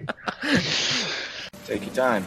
Why don't you go talk to her instead of being a little grumpy Gus? I am not a grumpy Gus. Yes, you are. No, I'm not. Hey, you want to hear a riddle? Yes. Why did Eddie Vedder cross the road? Why? To get to the other side. Hey, German folk. Who's that? In parentheses, other people listen and watch. Is that gonna become our new joke? In parenthetical, other people watch and listen. I kind of really like that, yeah. God damn it, Rob. God damn it. Oh, God. Now I love that I get to try and find that clip for that joke, because it fucking kills me, man. That's the dumbest damn... that's the thing that came to mind in, episode 15 or 16 of Twin Peaks: The Return, when Eddie Vedder plays at the Bang Bang Bar. That's what I think of when I think of Eddie Vedder. That Bill Hader joke. Rob, do you have the Girls Rule movie or American Reunion in your set? I'm pretty sure I have them all except Girls Rules. Oh, jeez, Rob. So I don't think I'm going to watch them, but I have them. At least I have files that are titled those things. They might be different as we have to, play by the Thriller Ad Astra rules. Okay, so I'm trying to think. Is there anything else left to discuss when it comes to these movies? Well, I think, one of the things that the big things from this movie, the cultural osmosis, of course, he fucks the pie. He fucks the pie. We get it. The other one is this one time at band camp. I feel like, that has always had so much cultural power. When we were going through high school, and then when I even went to college, actually knowing a lot of people in the marching band at college, I think that probably made it stick out to me a lot more. One of the things that I wanted to see if you knew, do you think that still is culturally present today? And I was thinking where it's there's certain things that I hear my students talk about, in college, and it's oh man, that's still around, that has some cultural presence, that type of stuff. I just wanted to know if you had any thought, like, do you think that people have forgotten this one time at band camp, or do you think that stuck around? Because that was huge back in, like the mid 2000s and when we were in high school and stuff like that. It probably still exists, but nowhere near to the prevalency as it once did. Okay. Because I would imagine, like, if you watch something, I don't know, I'm thinking like maybe an AFI or maybe something a little less important, like a VH1, like the VH1 best comedies or like an ETV best comedies. They're gonna do American Pie and they're gonna cite, Allison Hannigan saying, "This one time at band camp, I stuck a flute up my pussy. So are we gonna screw soon? Because I'm getting kind of antsy." Like, I would imagine that would exist on one of those types of lists. That's how big it was, I think. It's possible. It's interesting you mentioned the idea of it showing up. I on, love the an 90s. list. It would totally be on I Love the 90s when they got to 99. Like, that clip would 100% be in there. Rob, VH1 doesn't exist anymore. I think you can find those in very bad quality on YouTube, and I might do some research. I don't know. It's interesting you mentioned the idea of what American Pie's places in pop culture right now. Mm-hmm. Based on what I was reading from Shannon Elizabeth interviews from 2 years ago, there's a very real possibility that not that these films are canceled, but their viewing might be discouraged. Sure. So you would not see anything from these films being highlighted in a positive manner. Okay, that's fair. I guess on that topic, though, like we've talked about with other movies in the Fortyear, specifically these comedies, when, like Rat Race with some of its gay panic, Saving Silverman with its gay panic, it's a lot of those jokes that feel very of the era of the early 2000s, and you're just like, yeah, this isn't really funny today, or it wouldn't be accepted today. I have to say, kind of thinking about it right now in the moment, American Pie, I don't think has a lot of those issues.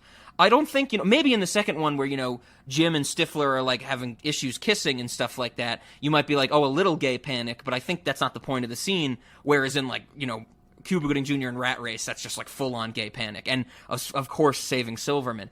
American Pie seems to be a little tamer in that sense, but I agree with you that they'd find something to discourage viewing this movie for. Well, I do think that the whole lesbian sequence in the second film is that level of we're not gay, we're not gay, we're not going to do this. Mm-hmm. But it ends with Stifler going, well, let's do it.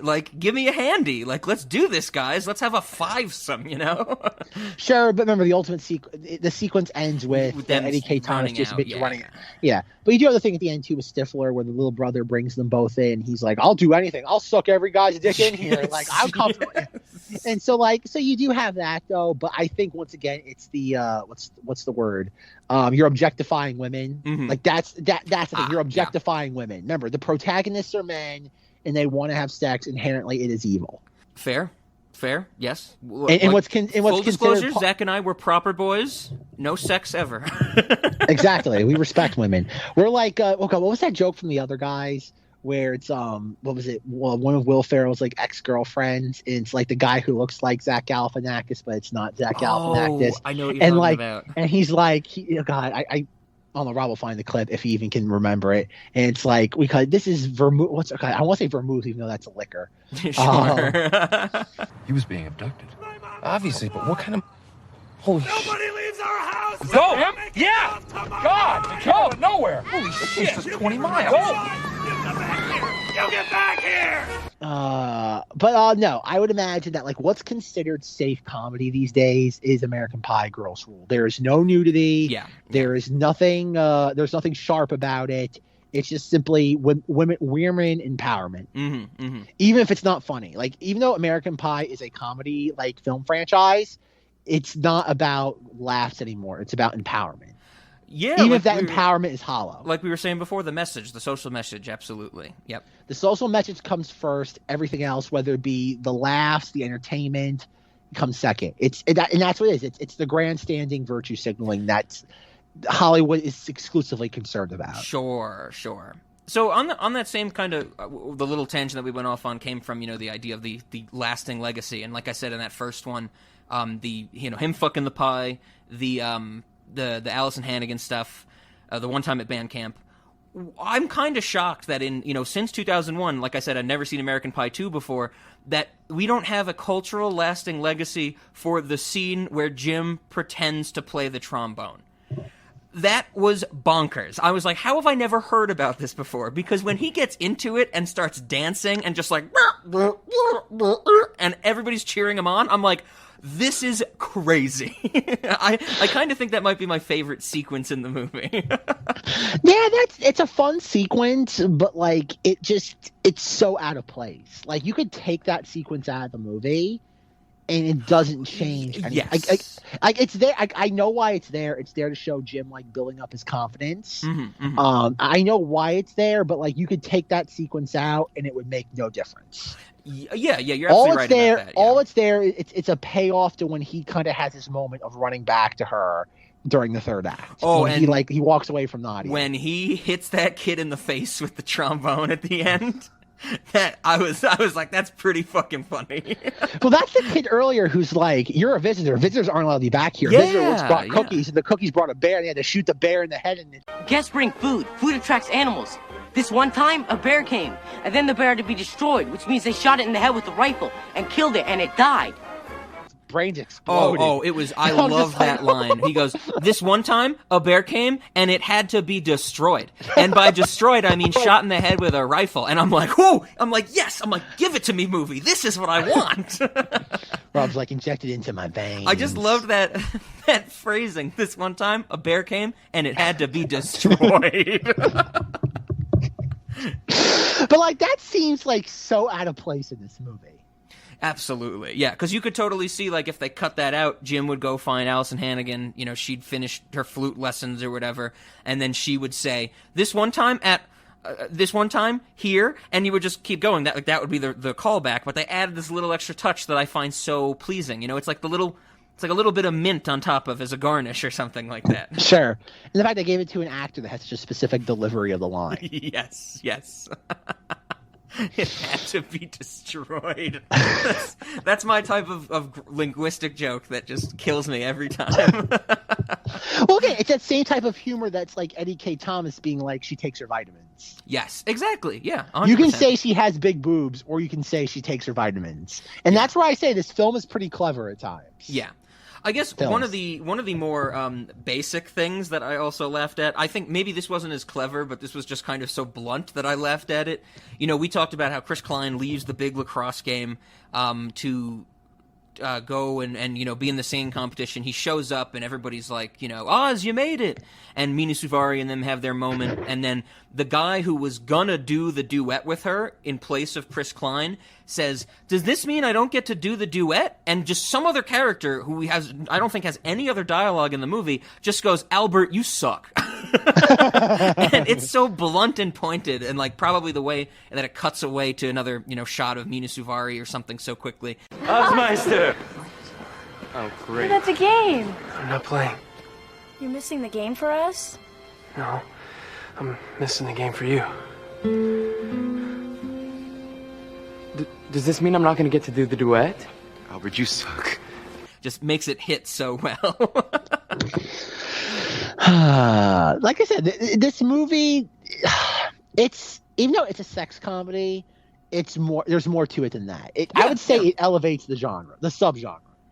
Yeah, like we were saying before, sex is the motivation for some ridiculous moments and things like that might have some tangential relation to sex, but then just get almost, like we said before, they don't get absurd in the first movie. I think that helps keeping it realistic and grounded and makes it work better than the second. I have to say, though, Zach, the super glue scene in the second one, that's absurd. That is full-on absurdity, I think. That's true. That sequence is gratuitous because it goes on for a while. Oh, yeah. But I could that to be I would imagine that at least once a week in any hospital, somebody comes in because they glued themselves to their genitals. Oh, sure, yep. It's just how it's played out is over the top. Yes, the whole, we get the reveal. Well, one, I feel like it's telegraphed. It's not like a big moment reveal that he's like, oh no, he grabbed the glue instead of the lube, and it's just like, well, no, of course that's what the scene is setting up. But then when it's, he's stuck to himself, he gets his hand stuck to the videotape, which I'm just like, why even take the videotape out of the thing at this moment? And then, him climbing on the roof, he's in the shower first, he climbs on the roof, the neighbor calls the cops. It's him, like, panicking, though, and I think that's where it makes sense for the character. Because Jim is a very reactive character, so, like, the first thing, like, he glues himself to the thing, and so, like, what's the first thing he's going to do? He's going to try to sweep as much of this under the mattress as possible. So what's he going to do? He's going to take the tape out of the VCR and throw it under the mattress. And there's some pretty good physical comedy there of him, like, trying to chuck this thing and it not, like, leaving his hand that I gotta give Jason Biggs some credit for. And I think, again, does the sequence go on too long? Yes. But I do think it's meant to just show, again, like, Jim is just like a nervous bunny. And that's where, at the end, he does have his character arc because he has his confidence. He finds out who he is as a character. He's like, or as an individual, he's like, I'm a band geek who just never joined the band.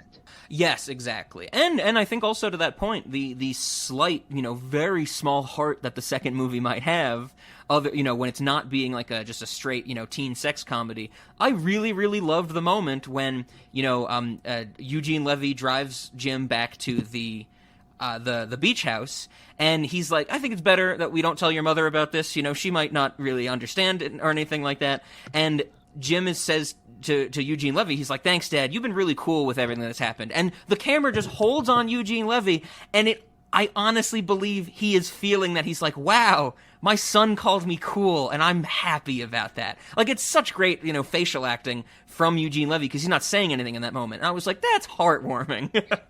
Do you think there's a sequence even half as touching as that in Girls Rule? I was about to say no, but if there is, I hope it's with Danny Trejo.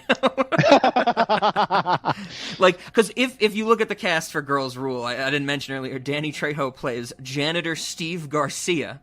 I would love to get that scene where, one of the main girls is like, Janitor Steve, you're pretty cool. And Danny Trejo, like, tries to look heartfelt and heartwarmed by that. You know what other movie it was like this? Do you remember that movie Cock Blockers that had, like, John Cena in it? Oh, yeah. I've only heard about that, but yeah, absolutely. I think that's another, but again, that's the same thing where it's like, the women want to have sex because women aren't prudes. Mm-hmm. And, like, you look at this movie and, like, the women aren't prudes either in this movie. They're just not the focus of it. Okay. Yeah, like, I'm with you. Show me a movie that involves sex in the last 20 plus, I'd say 20 to 25 years, where a woman is a prude about sex. This is actually kind of strange because I remember it being called Cock Blockers. Apparently it's just called Blockers, but there is a silhouette of a rooster. Yeah. That's a ridiculous decision. Well, because they probably couldn't call it Cock Blockers. There's probably some, like, FCC rules saying that you can't call it that. That's a good point. Oh my God, Gina Gershon's in it. Look at that. But that's the thing, though, is that, like, I don't get this weird sort of just Hollywood doing this realignment when it comes to, like, women and sex. Like, women don't have to be, like, what's the word, hidden about their, like, sexual urges. Sure. It's like, when in the last 25 years in pop culture media have women had to be, like, in the closet with their sexual, like, desires? I'm like, when has that been a thing for almost a quarter of a decade now? Yeah. Like I don't get that. Like, I just don't get this thing. It's like, yeah, women can be open about sex and wanting to have, like what's the word, gallivant like men do. Mm-hmm. It's like, okay, I didn't know that was something that we were imposing. I'm with you. It's one of the things that, we've talked about how the in the modern era of, it's like, these are the first strong female leads, and it's like, well, there's a lot of other examples that you seem to be voluntarily forgetting. But yeah, I don't understand it either. It's the Brie Larson is the most is the only progressive actress to ever exist. It's like, are we sure about that? We are on some, this might be some thin ice, Zach, because we are white men talking about Brie Larson. I don't know, maybe I should bleep this out. What was that? Was that in the Spring Breakers episode where you were, like, super duper intoxicated and you're just like, fuck Brie Larson? Probably. You're like, she's a cardboard cutout come to life. Oh, God, yeah, she's a terrible actress, I think. And, and not just, I've never seen Captain Marvel, but anything I've seen her in. And it's so...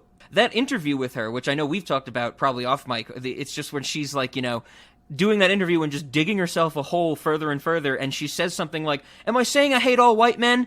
and she like doesn't really have anything good to say, and it's just it's dumb. It's like that Lars von Trier, at Cannes or whatever film festival where Lars von Trier was like, I understand Hitler. And everybody was like, whoa, like, dude, don't talk about this. Like, Brie Larson dug herself a similar hole, I think.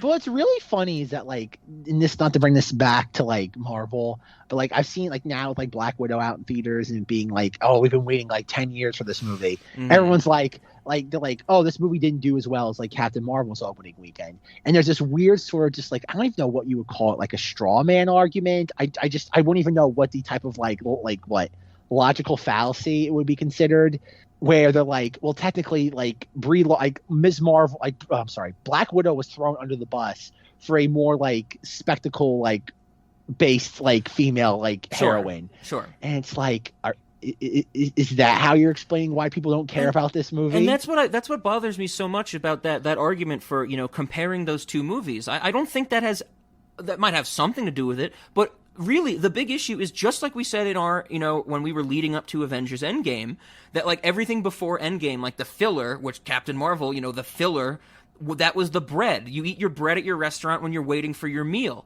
Black Widow's the dessert. Not everybody gets desserts at restaurants. It inherently has to do less well or not as well as Captain Marvel, because you always get the bread, you don't always get the dessert. And that drives me crazy that people want to talk about some messaging of the movie or something like that. And it's like, no, it's just timing. It's the literal timing of these things. But again, this is why we're getting American Pie Girls Rule. Yeah, This is why we get Generate +sign Ion. Is that, like, it's like, this is the thing that makes me so frustrated with, like, just Hollywood now, or just the media in general, is that, like, it's the message in nothing else, but, like, just make an interesting story. Like, you know, it's the best way to get people on board for your message. Like, interlace it through an interesting story. Is that, like, you don't have to, like, and again, I think that's also contempt and, like, disdain for your audience. Being like, oh, like, I can't, like, if I'm that clever with my message, they won't be able to pick up on it. If I'm not hitting them over the head with it, they won't get it. Yeah, it's a bummer. I think it's a bummer, at least. So, you know what I love to see, Rob? We should have Michael Bay direct an episode of Euphoria. Now you're just making me think if that happened, then the orgasm carousel scene would have been intercut with explosions, like a la the Naked Gun sex scene where it shows, like, rockets going off and stuff like that. Like, Michael Bay would have been like, how do I get explosions in here? Of course, during the orgasms. What we do is we have a sequence very similar to The Matrix Reloaded, where, who is it? Oh God, what's his name? The Frenchman? The Merovingian, yeah. The Merovingian, like, gives the program the cake. Yes. We should do that, but it's Euphoria. Oh God, what a great scene! The cake orgasm scene in The Matrix. Is that gonna? Okay, this is a fun pair. Like, this reminds me of, like, when Jeremy Irons was being, like, interviewed, like, he got asked some question about, like, gay rights and gay marriage. Okay. And he's just like, okay, so what stops, like a father and son from marrying each other to escape, like, tax and, like, oh God, inheritance law. And he's like, and the reporter's just like, what? And he's like, okay, tell me how it's not gonna be exploited for that reason. And, like, the conversation, like, just immediately ended there. So, like, what's gonna happen when the fourth Matrix film comes out? Is Lana Wachowski gonna be questioned over that sequence and how misogynistic that whole scene is? I don't know. And demeaning to women is? Like, that's a good question. That's a really good question. Like, who in the media is gonna fall on that sword asking a transgender woman why they felt they had to put that scene in the film 20 years earlier? I like that perspective of it, of, you know, who in the media is gonna try to do that. You know, they're gonna take that leap. Like, no, of course not. That's the thing. And that's the thing. Like, that's what makes me so goddamn mad about the media these days. Because, like, if that was Michael Bay, like, there'd be literally 1,000 reporters just, like, firing shots. Yeah, like, absolutely. it would be like that scene from Star Trek with Eric Bana where he's just screaming, "Fire everything!" like it would be that, but, like, no one's gonna go after them for that sequence. I would like to think that if somebody actually does try and ask, you know, Lana about that Lana's response is, an incredibly extensive and detailed description of the lore of the Matrix. Like, I want her to go into it's like, well, the Merovingian, he's from one of the early Matrices where they created the monster world, and it's like citing things from like the Animatrix and the video games and stuff like that, and the reporter is physically sitting there going, how can I transcribe this? But the problem though is that like if anybody else but that individual gave that answer, it'd be considered deflecting. Exactly. Yeah. Another great point. Absolutely. Yep. Because I think that's the thing, is that Lana would truly, both the Wachowskis truly see that scene as, an important point in the tale of the Matrix, not as anything else, I would imagine. But that's the thing. Like, that sequence is not misogynistic, but the media on its constant just like pedestal of looking for like low-hanging fruit would just go after that if it was any other filmmaker. Yes. It's crazy. That's an interesting thought experiment, though. Maybe that's what I mean. We double down and we have that scene in The Matrix 4. That's the sort of just weird ass stuff I want in that film. Yeah, oh, absolutely. I want the Merovingian to come back. The Merovingian doesn't die in the end of the third Matrix, right? Because No. He's in the opening, he wants the eyes of the Oracle, and they forget about that immediately, and the movie goes on. Can we please talk about one of the God, those Matrix films are so much goofy fun. I love how we have this 5-minute dissertation between Morpheus. Oh, who's the Oracle's bodyguard that survives? What's his name? Oh, not Cyrus. Yes, not Sisyphus. Something like that. Yeah. Sure. But I love how the Merovingian goes on this monologue, and Trinity's I don't have time for this. Just puts a gun to his head. It's just yes. I love that. That is such a great sequence. I don't have time for this. We need that in every movie. We don't have time for this. That should be in every Marvel film. Some characters going off on their diabolical scheme. Oh, absolutely. And when the characters pulls out, we don't have time for this. That should happen in Avengers Endgame. Seraph, yes. Yes. What a great goddamn character. We need more Wachowski. You know what? Okay, I can't wait for the Wachowski series. 2022, man. It's gonna be a fun year. We need to get to Jupiter Ascending. Wachowskis are great. Wachowskis are great. Wachowskis are great, but they're also insane. I think that's why they're great. Just wait till you get to Rob. There's a part of me that, I know you're gonna love Jupiter Ascending. Okay. For the same reasons why that I love Euphoria, but sure. But there's also the intellectual part of your brain that's gonna be fuck, this is bad. This is just bad. Oh man. I cannot wait. Rob thinks I'm luring him in here with a razor head. He's gonna be like Ludovico Techniques, and we're gonna watch Jupiter Ascending. Yeah, what a tangent. I guess were there any other scenes or anything that you wanted to highlight, or characters? I mean, I think we talked about a lot of them. Maybe we didn't touch on a lot, but Natasha Lyonne, she's great in this movie. I think everybody knows her. She's good in the first film. She's non-existent in the second. She doesn't have anything to do in the second. Didn't she get arrested for being schizophrenic or something? I don't know. That's an interesting question. I was going to say everybody knows her from Orange is the New Black. She's a huge character on that show. Yeah. Okay. I remember hearing her name. I remember hearing her. some actress that was involved with the American Pie franchise was arrested for being schizophrenic. Huh. I don't know. Someone was arrested. I think they have some sort of mental disorder.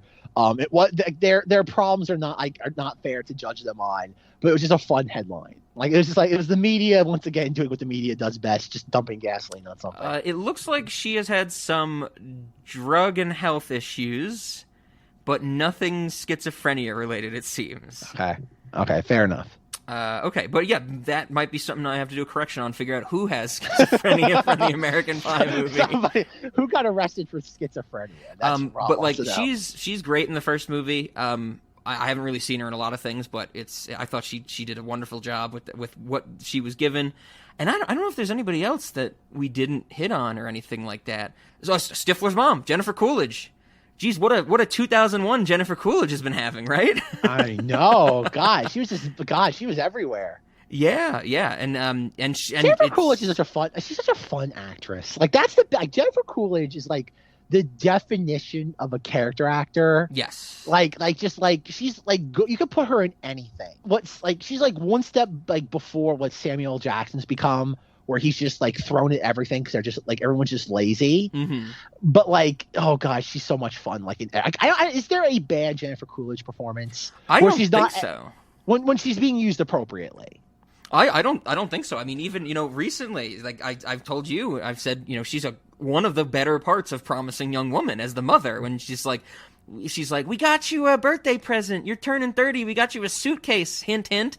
And then the main character's like, oh, I forgot it was my birthday. And Jennifer Coolidge just like breaks down crying. She's like, my daughter forgot it was her birthday. And it's so weird. I love it.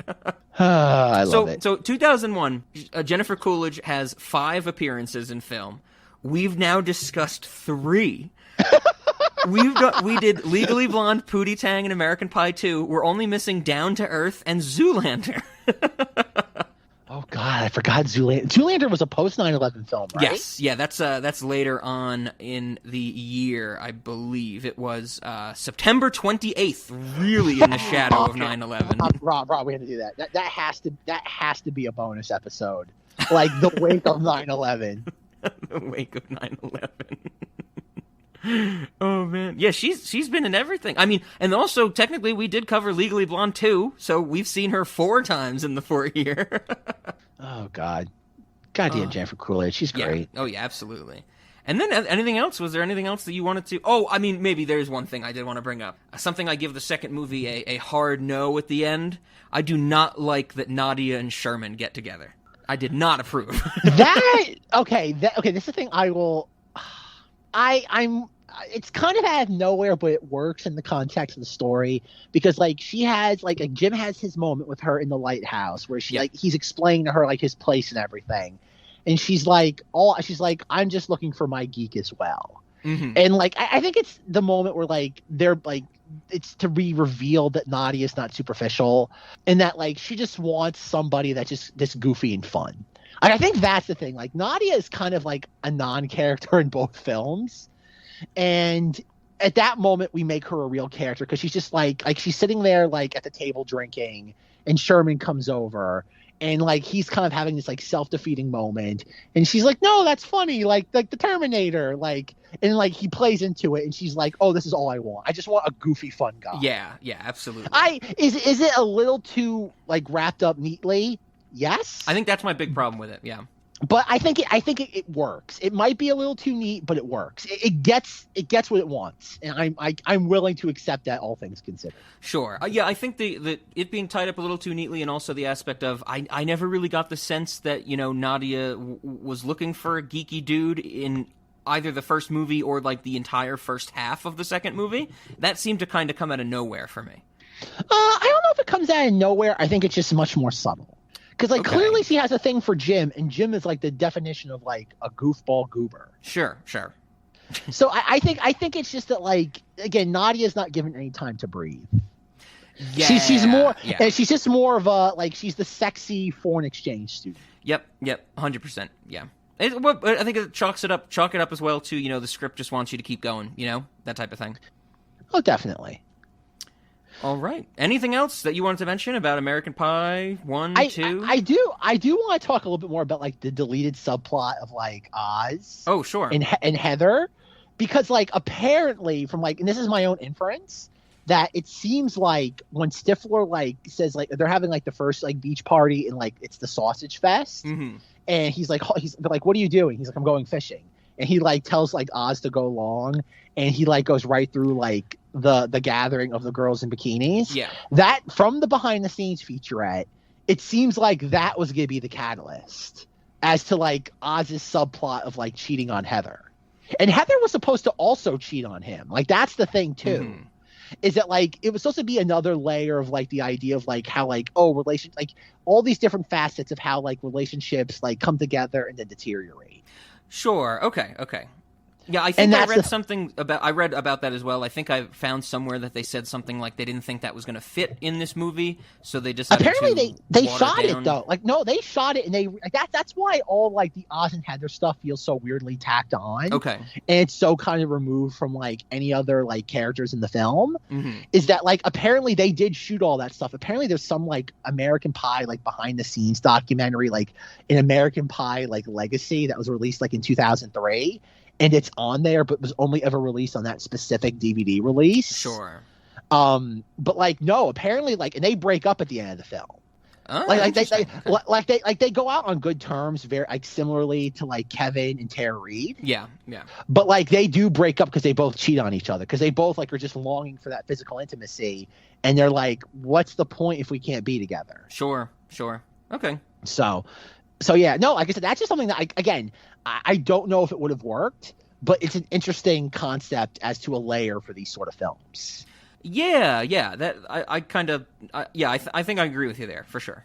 And then there was the other thing where apparently originally they had filmed scenes with Stifler's father that didn't work, and they cut it out and they put the brother in How instead. could I almost forget this, Zach? I can't believe I almost forgot to talk about this, because the thing that I read, and I know it's like there was like an IMDb trivia fact, and I found like a little... It was weird corroboration, because it might have just been coming from somebody writing about the IMDb trivia fact, but what I read was that, of course, in the movie, you know, Finch is doing this tantric sex stuff, and he's, like, building up to the greatest orgasm of his life or something like that, like we said with the ficus and things of that nature. From what I read, Stifler's dad was supposed to, like, rub Finch's shoulders, and Finch was going to just, like, have an orgasm because of this, because of like what he's been doing with the tantric sex stuff. And there was going to be a scene at the end where Finch got to say to Stifler, "Your dad gave me the best orgasm of my life." And I'm like, that's a really interesting like switcheroo of the "I had sex with your mom" thing at the end of the first movie. And that's what it sounds like. It was like everything else with like Stifler's mom at the end was tagged on. Yeah, exactly. I also did find it funny when she rolls up and, you know, Finch talks to her. He's like, "What's your name?" I prefer to be called Stifler's mom. Yeah. Also, something that made me think of is I wanted to mention this. I think I told Zach about this off mic a while ago. But one of the things I knew about American Pie, I think one of the cultural osmosis things, is the sex pact, where they make the pact to lose their virginity before graduation or something like that. There is a cold open to one of the episodes of The Birthday Boys, a sketch comedy show that we did not cover in our sketch comedy Fort month. But the cold open is like the gang, because I think there's 5 or 6 people in The Birthday Boys, and it's them in like a high school like locker hallway setting, and they do the same thing. They're talking about girls, and they end up making the pact that they're going to lose their virginity before graduation.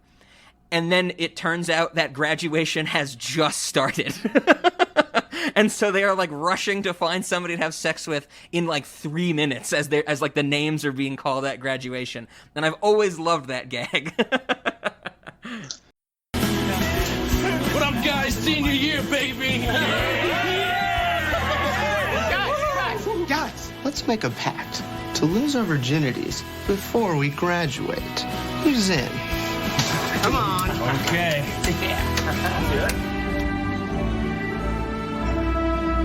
Oh, shit. The song started. We don't have much time. Well, welcome today to our matriculation ceremony, and we're very happy to have you all and honored. I'm going to call names now. Hi, Samantha. Oscar. Would you maybe want to... Listen, Megan, it can be quick sex. It doesn't even need to be good.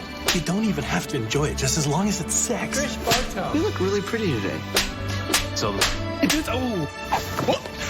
here's a doozy. I want to have sex. This is going to be a lot harder than I thought. I know, we should have made this pact years ago. Shut up over there. Mrs. Hammermill, would you take my virginity? All right, that's it. All 7 of you get up here. Come on up. Mr. Kowalik, explain yourself. It's just, we all made a pact to lose our virginities before we graduated. Another pact. This happens every year. Fine. Will someone please have sex with them? Oh, fine. I'll have sex with this one. Really? Miss Dingle from the American Group of Southern Ladies. Let's hear it for her. What about the rest of you? Superintendent, hi. I made a pact with my friends. Yes, I will have sex with you. Yes. But then we're going to be in a relationship, and I will require your time, emotional support, and frequent trips to the airport, Mr. Mitchell. Oh. Never mind. Are you seriously going to pass her up on that?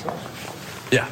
very disappointed. Principal Blather, I did it. I lost my virginity. And very quickly. Nice job, Mr. Kowalik. Very proud of you. Thank you very much. And the rest of you do not graduate. What? Why not? We passed all those classes. We take our pacts very seriously here at this high school, and I cannot, in good conscience, allow a bunch of virgins out into the world. I was not aware of that, and I'm surprised there was some form of sketch comedy we did not discuss. Well, that's why we got to do another, Fort years. The Fort years, Zach. It'll be the Fort Millennia. The Fort Millennia, yes. But apparently, like, they did shoot that stuff with Stifler's dad. Okay. And I found a podcast that interviewed the director of American Pie 2. Oh. And apparently, like, the test audiences didn't react to it well. They were just kind of like, okay, and apparently, like, it was Sean Penn's brother, who's now dead. Oh, sure. And apparently, like, his performance was supposed to be even more over the top than Stifler was in the movie. Really? Wow. Okay. Yes. Okay. And apparently it just didn't work out. Like, it was just in the sense of, like, it just, like, it was unnecessary. It was superfluous. Sure. Okay. Wow, interesting. Yeah, I would love to see some of that stuff because it sounds so bonkers. But we probably never will. It's not on YouTube, but no, apparently it's on this, like, again, American Pie DVD. Okay. Like I think it was released to coincide with, like, the American Wedding, because that was, like, the ending of the trilogy. Mm-hmm. But, like, it was, like, its own thing back when, like, DVDs were considered, like, a hot market still. It's like, Sure. like an American legacy. It's like, okay. But apparently all this stuff is on there. Interesting. Okay. I can't imagine it's hard to track down on eBay, but I could be wrong. Sure. Anything else, Zach, for American Pies? I kind of want to watch Reunion and Girls. I definitely want to watch Reunion now, just to kind of, like, see where, like, all this, like, ends up. But at the same time, too, like, I have, like, a morbid curiosity for Girls Rule. I know you banged out all the Fast and Furious movies in preparation for F9 after we did the Fast and the Furious. Is this the next franchise you force yourself to sit through, the American Pie movies? No. I just want to. I have no interest in ever. Like, my main memory. Okay, just a couple more things I just want to say about the American Pie franchise. Okay. I remembered when American Wedding came out that, like, I wanted to get the DVD for that and I wasn't allowed to. But, like, the big point, like, in the marketing for American Wedding that I remember was, like, Stifler has, like, sex with somebody's grandmother, and, like, because he thinks it's, like, I think he thinks it's Jim's, what's her name? Allison Hannigan. Hannigan. I don't know why I keep screwing up her name. It's like my emotional repressing of memories from How I Met Your Mother. Yeah, sure. It's like her grandmother, but he thinks it's her sister who he's having sex with. And they're like, "Where's Stifler?" "Oh, he's in the coat closet." And they open the door, and he's just like giving, like, that Sean William Scott, like, grin. Mm-hmm. And, like, it's like, "What are you doing, Stifler?" And, like, Grandma, like, leans up. She's like, "Focus." Okay. And that's a thing that happens. And that's kind of like I don't know. Like, this is such a weird franchise because I think it definitely did peter out with the third film when it came to, like, a theatrical experience, mm-hmm. quote unquote. But yeah, I don't know. Like American Pie, it's one of those things where, like, even, like, I remember, like, back, I don't know how much Rob and I have ever delved into this. Like, I know we haven't delved into it much on the podcast, but when it comes to even our friendship, like, my serious infatuation with Hilary Duff, like, in, like, 2003, 2004. Sure. Which we will definitely get to in a couple of years when we have the Hilary Duff, Lizzie McGuire series in 2003 to commemorate the 20-year anniversary of that film. Okay. That is coming, Rob. That is coming. Are we going to do the Haunting of Sharon Tate? No, just Lizzie McGuire. We're going to do an entire month on Lizzie McGuire. Okay. So anyway, I remember, like, in the press tour for, like, A Cinderella Story, which also has Jennifer Coolidge as, like, the evil stepmother. I remember them, like, interviewing Hilary Duff on, like, MTV, one of these shows, and they're like, "So what's it like to have Stifler's mom as your mom?" And this is years after that was, like, a thing, and that just shows you once again how, like, just, like, pervasive that was in the culture. Definitely. In the early 2000s. Stifler's mom. Absolutely, yeah. Yes, but that's it though. I don't think I have anything else. Okay, right. Other than our usual questions. Yeah. I am ready to get to that then. So, I figured, as we usually do, we're going to split these up. Do you have any reason to pair them or anything like that? I think we could. I don't know about you, but I think I'm going to be consistent across the board when it comes to my. I am as well going to be consistent, okay. so that makes sense. All right, it doesn't matter. Whenever that happens, it doesn't make a difference. So for Cinemodities, for both, I'm going to go no. I definitely think these are, while maybe, very seminal and, important in the annals of teen sex comedies, may be very true, but I don't think there's anything really odd about these. And I'm kind of going to have to say no to both for late night as well. I might, see, this is the thing that I was thinking, where if I had the choice of late night, which is where I'm always coming from, if I'm the curator of what we're watching as a late night movie, I'm coming from the perspective that I would not put these forward, neither American Pie 1 or 2, but it's kind of in this weird position where if somebody else was curating the late night and they offered up American Pie 1 and 2, I don't think I'd say no. Like, I would be a little more open to watching these as a late night movie if it was curated by somebody else, maybe in comparison to Saving Silverman, where if somebody else was like late night movie Saving Silverman, I would be like, I'm using my veto. Absolutely, yes. So I'm going no across the board completely. What do you think? Well, I agree with you. It's a no. It's a no for Cinemati and for late night movie across the board. Okay.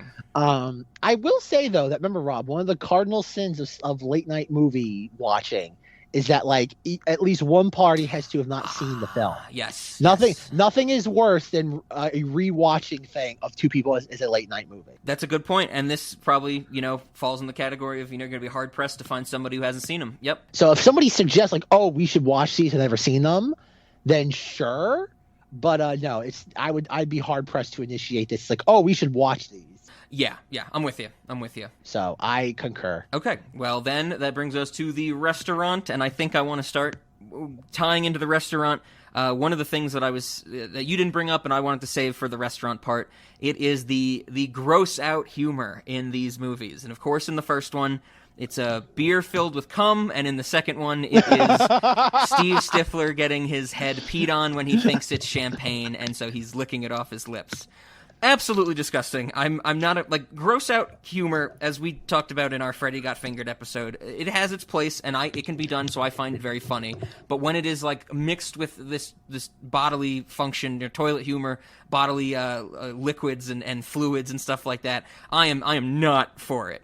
But you have to know that when I watch that first movie, I'm thinking cum-filled beer on the restaurant menu. I hope no one never orders it. I don't know what type of beer it would be. I don't know whose jizz it would be, but I feel like it has its place for how ridiculous and gross some of the things on our menu are, that it has a home there, right? If I may make a suggestion. Sure. On the menu, we have the pale ale. And in the description, it says jizz-infused ale. but what we do is we make it the same way they made it as a prop in the film. It's beer with egg whites. Oh, okay. So there is no real jizz in it, though, but the consumer, the restaurateur, does not know. I really like that, and that also makes me think that this could be a new addition to kids' Halloween parties, like the grapes with the skin peeled off that's like eyeballs, and be like, this is beer with jizz in it. And they'd be like, ew, and be like, don't worry, it's just egg whites. There you go, Rob. I figured it out. Okay, yeah, I dig that. The other food item that I had, I was thinking, we would just have something called the American Pie. And there wouldn't really be an explanation on the menu. Homemade or McDonald's? I think homemade. I think it would look like the pie from the first movie. And maybe no description of it on the menu, or maybe some description to get the customer to realize that it is related to the movie, American Pie. But that's it. No actual description of what's in it. And then, if a customer ever asks our waitstaff about it, they don't explain it either. So my thought is that it's the American Pie that the customer knows is related to the pie that Jason Bigg fucks in American Pie, but they have to really take the gamble and order it to see if this is the pie pre or post fucking, Can I have it as a prop, much like the Dune from Jodorowsky's Dune? Can we have the pie from American Pie? Do you want the mushed up version of it, like when Eugene Levy and Jim are sitting at the table, or do you want like the pre-fucked pie? I think we all know which pie I want, Rob. There's many different stages of this pie. There's the full pie. There's the pie with the finger holes in it, and then there's the mushed up destroyed pie. So the question is though, Rob, did he climax in the pie, or did Jim's dad interrupt him before that? I took it as, he got interrupted in the act type of thing. Also, can we please talk about the point that like a pie tin is like what, like an inch deep? Well, yes, that of course it's infeasible to lay on top of a pie and fuck it. Like he would need you've got to like take the pie out of the tin, ball it up, and then fuck it. Like you can't because it would have made sense if they made like a deep dish pie or something, but it's just like a solid pie. He had to, Rob, excuse me, he have to wad it up like a ball, like a Nerf ball. Oh, God. You have to pump lube into it. Wouldn't it be great that who was that? Was that Jason Reitman who did Men, Women, and Children? Yes. And he's sitting there with his producers being like, so we want the kid to like fuck a ball. He's like, whoa. We just can't have him fuck any ball. We need like a football type shape, one that like you can actually insert something into. And the producer's just sitting there just being like, what is he talking about? And like Jason Reitman just keeps talking, and then like it cuts back to like 10 minutes. It's like a SpongeBob like cue card, like 10 minutes later. And it's like so we've got that figured out. He's like moving on to the I'd fuck her, but I don't know where the hole is. Yes. I'm also imagining like somebody like in the prop department for that movie who had to like make that thing for that scene goes home one day and it's like, how was your work day, honey? And it's like, I don't want to talk about it. I don't want to bring this home. I want that prop. Like you think of like I would love to interview Jason Reitman, just be like, so what happened to that? That would be great. Imagine the two of us interviewing him about that movie and me just being like, you've offended me and our species with the concept of this movie. And then Zach's, that's all what my questions are about. And Zach's response is like, so I want to talk about the Nerf fucking. Like, can you give me an in detailed analysis of that scene from start to finish? Can we please talk about the moment in Men, Women, and Children where Judy Greer's daughter and her like talking, like Judy Greer is legitimately like whoring her daughter out for like pictures online for money, and then like Judy Greer has the epiphany, and the daughter, and she's like, "You're better than this, daughter." And the daughter goes, "No, I'm not." Absolutely ridiculous. Rob, we need to revisit Men, Women, and Children, because I think like now that like that, you know what my problem is? I flew too close to the sun. I got you involved with that movie a little too early. Like I think now that you know where I'm getting at with movies, I think you will you might not like that movie, but I think you'll appreciate it much more than you did like 3.5 years ago. You're probably right with that I don't think I would not be offended by it anymore, but I would probably understand some of the points you were making in that discussion better. Such a great film. Oh God! What was that? What's the other sequence? The girl gets like the what's the exact word? Ectopic like pregnancy, and she's in the hospital. Yeah. And it's like I'm sorry, Daddy. Don't you daddy me. Jesus. J.K. Simmons is in that movie, Rob. Everybody's in it. Dean Norris is in that movie. You have Ansel Elgort like comically eating pills trying to kill himself. Yes. Because Jennifer Garner won't let her daughter wear a purple wig on the internet. And Dean Norris deleted his World of Warcraft account. No, he called the credit card company and canceled payment, Rob. Whatever. The movie plays it as the worst thing in existence. It's great. It's perfect. It is perfect. Oh God, what else is there? Okay, food snack wise, did you pick up on the product placement in American Pie 2? At one point, like they're all sitting there like having lunch as they're taking a break like from painting, and Stifler has a Mountain Dew Code Red, and it's so clearly like framed like in this shot. Yeah. Okay. Yeah. You know what I want, Rob? I just want Mountain Dew Code Red. Okay. It's probably it might be the most lethal thing in the restaurant. I haven't had one in years, but I would definitely be okay with that. Yeah. Can I please talk about how, like, okay, this is a very, like, I know how Rob has his weird, like, diatribes on things, like how he can't find, like, clam sauce in Colorado. Sure. Can we talk about how, like a few months ago, I was researching, like, different brands of, like, diet soda, and apparently I found out, like, Mountain Dew makes, like, diet everything for everything in their, like, catalog. Oh, okay. Except it's only available, like, in the Southeast. Sure. And how, like, I found there was, like, Mountain Dew, like, Code Red diet. And I'm like, where do I get this? And, like, the only way to do is, like, get it, like, for, like, $25 a case from Amazon. Yeah. But there's Diet Baja Blast available in Connecticut, and I almost drove an hour and a half.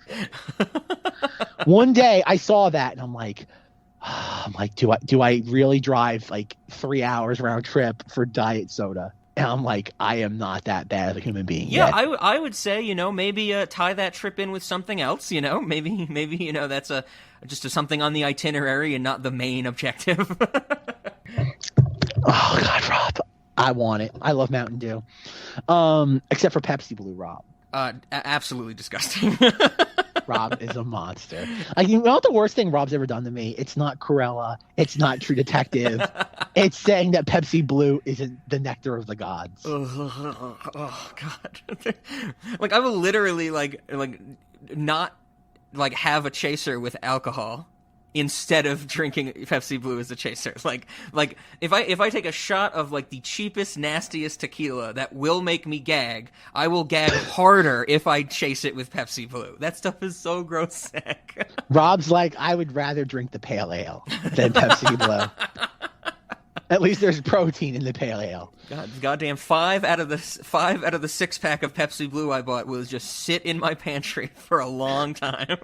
That's perfect. Like I will come there years from now hunting for it. Yes, absolutely. Like Rob's like his, like, doorbell will ring and he'll see me outside. I'll be, like, scratching my neck. I'll be like Tyrone Biggles. I'm like getting on that Pepsi Blue laying around. There's something you should know about me, Joe Rogan. I drink Pepsi Blue. Oh my God.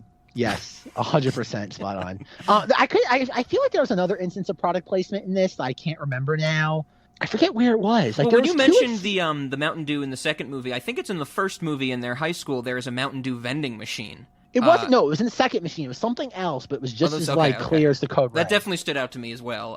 But yeah, nothing explicitly comes to mind. I don't know. The moment we end the recording, I'll pick it up and I'll be like, aha, sure. There it is. But snack wise, like, there is quite a few snacks in this, like, beyond just the gross out stuff. Yeah. Like, I don't know. Like, I feel like, I don't know, but it seems like so, just kind of like low hanging fruit. Exactly. That's kind of how I felt. Where, you know, they just have the basic stuff, alcohol kegs, you know, all that stuff. The other thing, it's not a snack that I had, but I picked up on in, I think definitely the first movie, when, like, the band kids are in the hallway and you see Allison Hannigan say something like, what if when we played, or the next time we play in band, when we play our instruments, we play them backwards?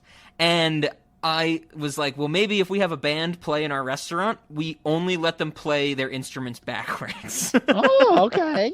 Because I would love that we institute that on the band. Like, you know, maybe the band comes in and they're like, oh, yeah, we want to play, you know, we got a gig here, that type of thing. They don't really know what they're getting themselves into because of the restaurant.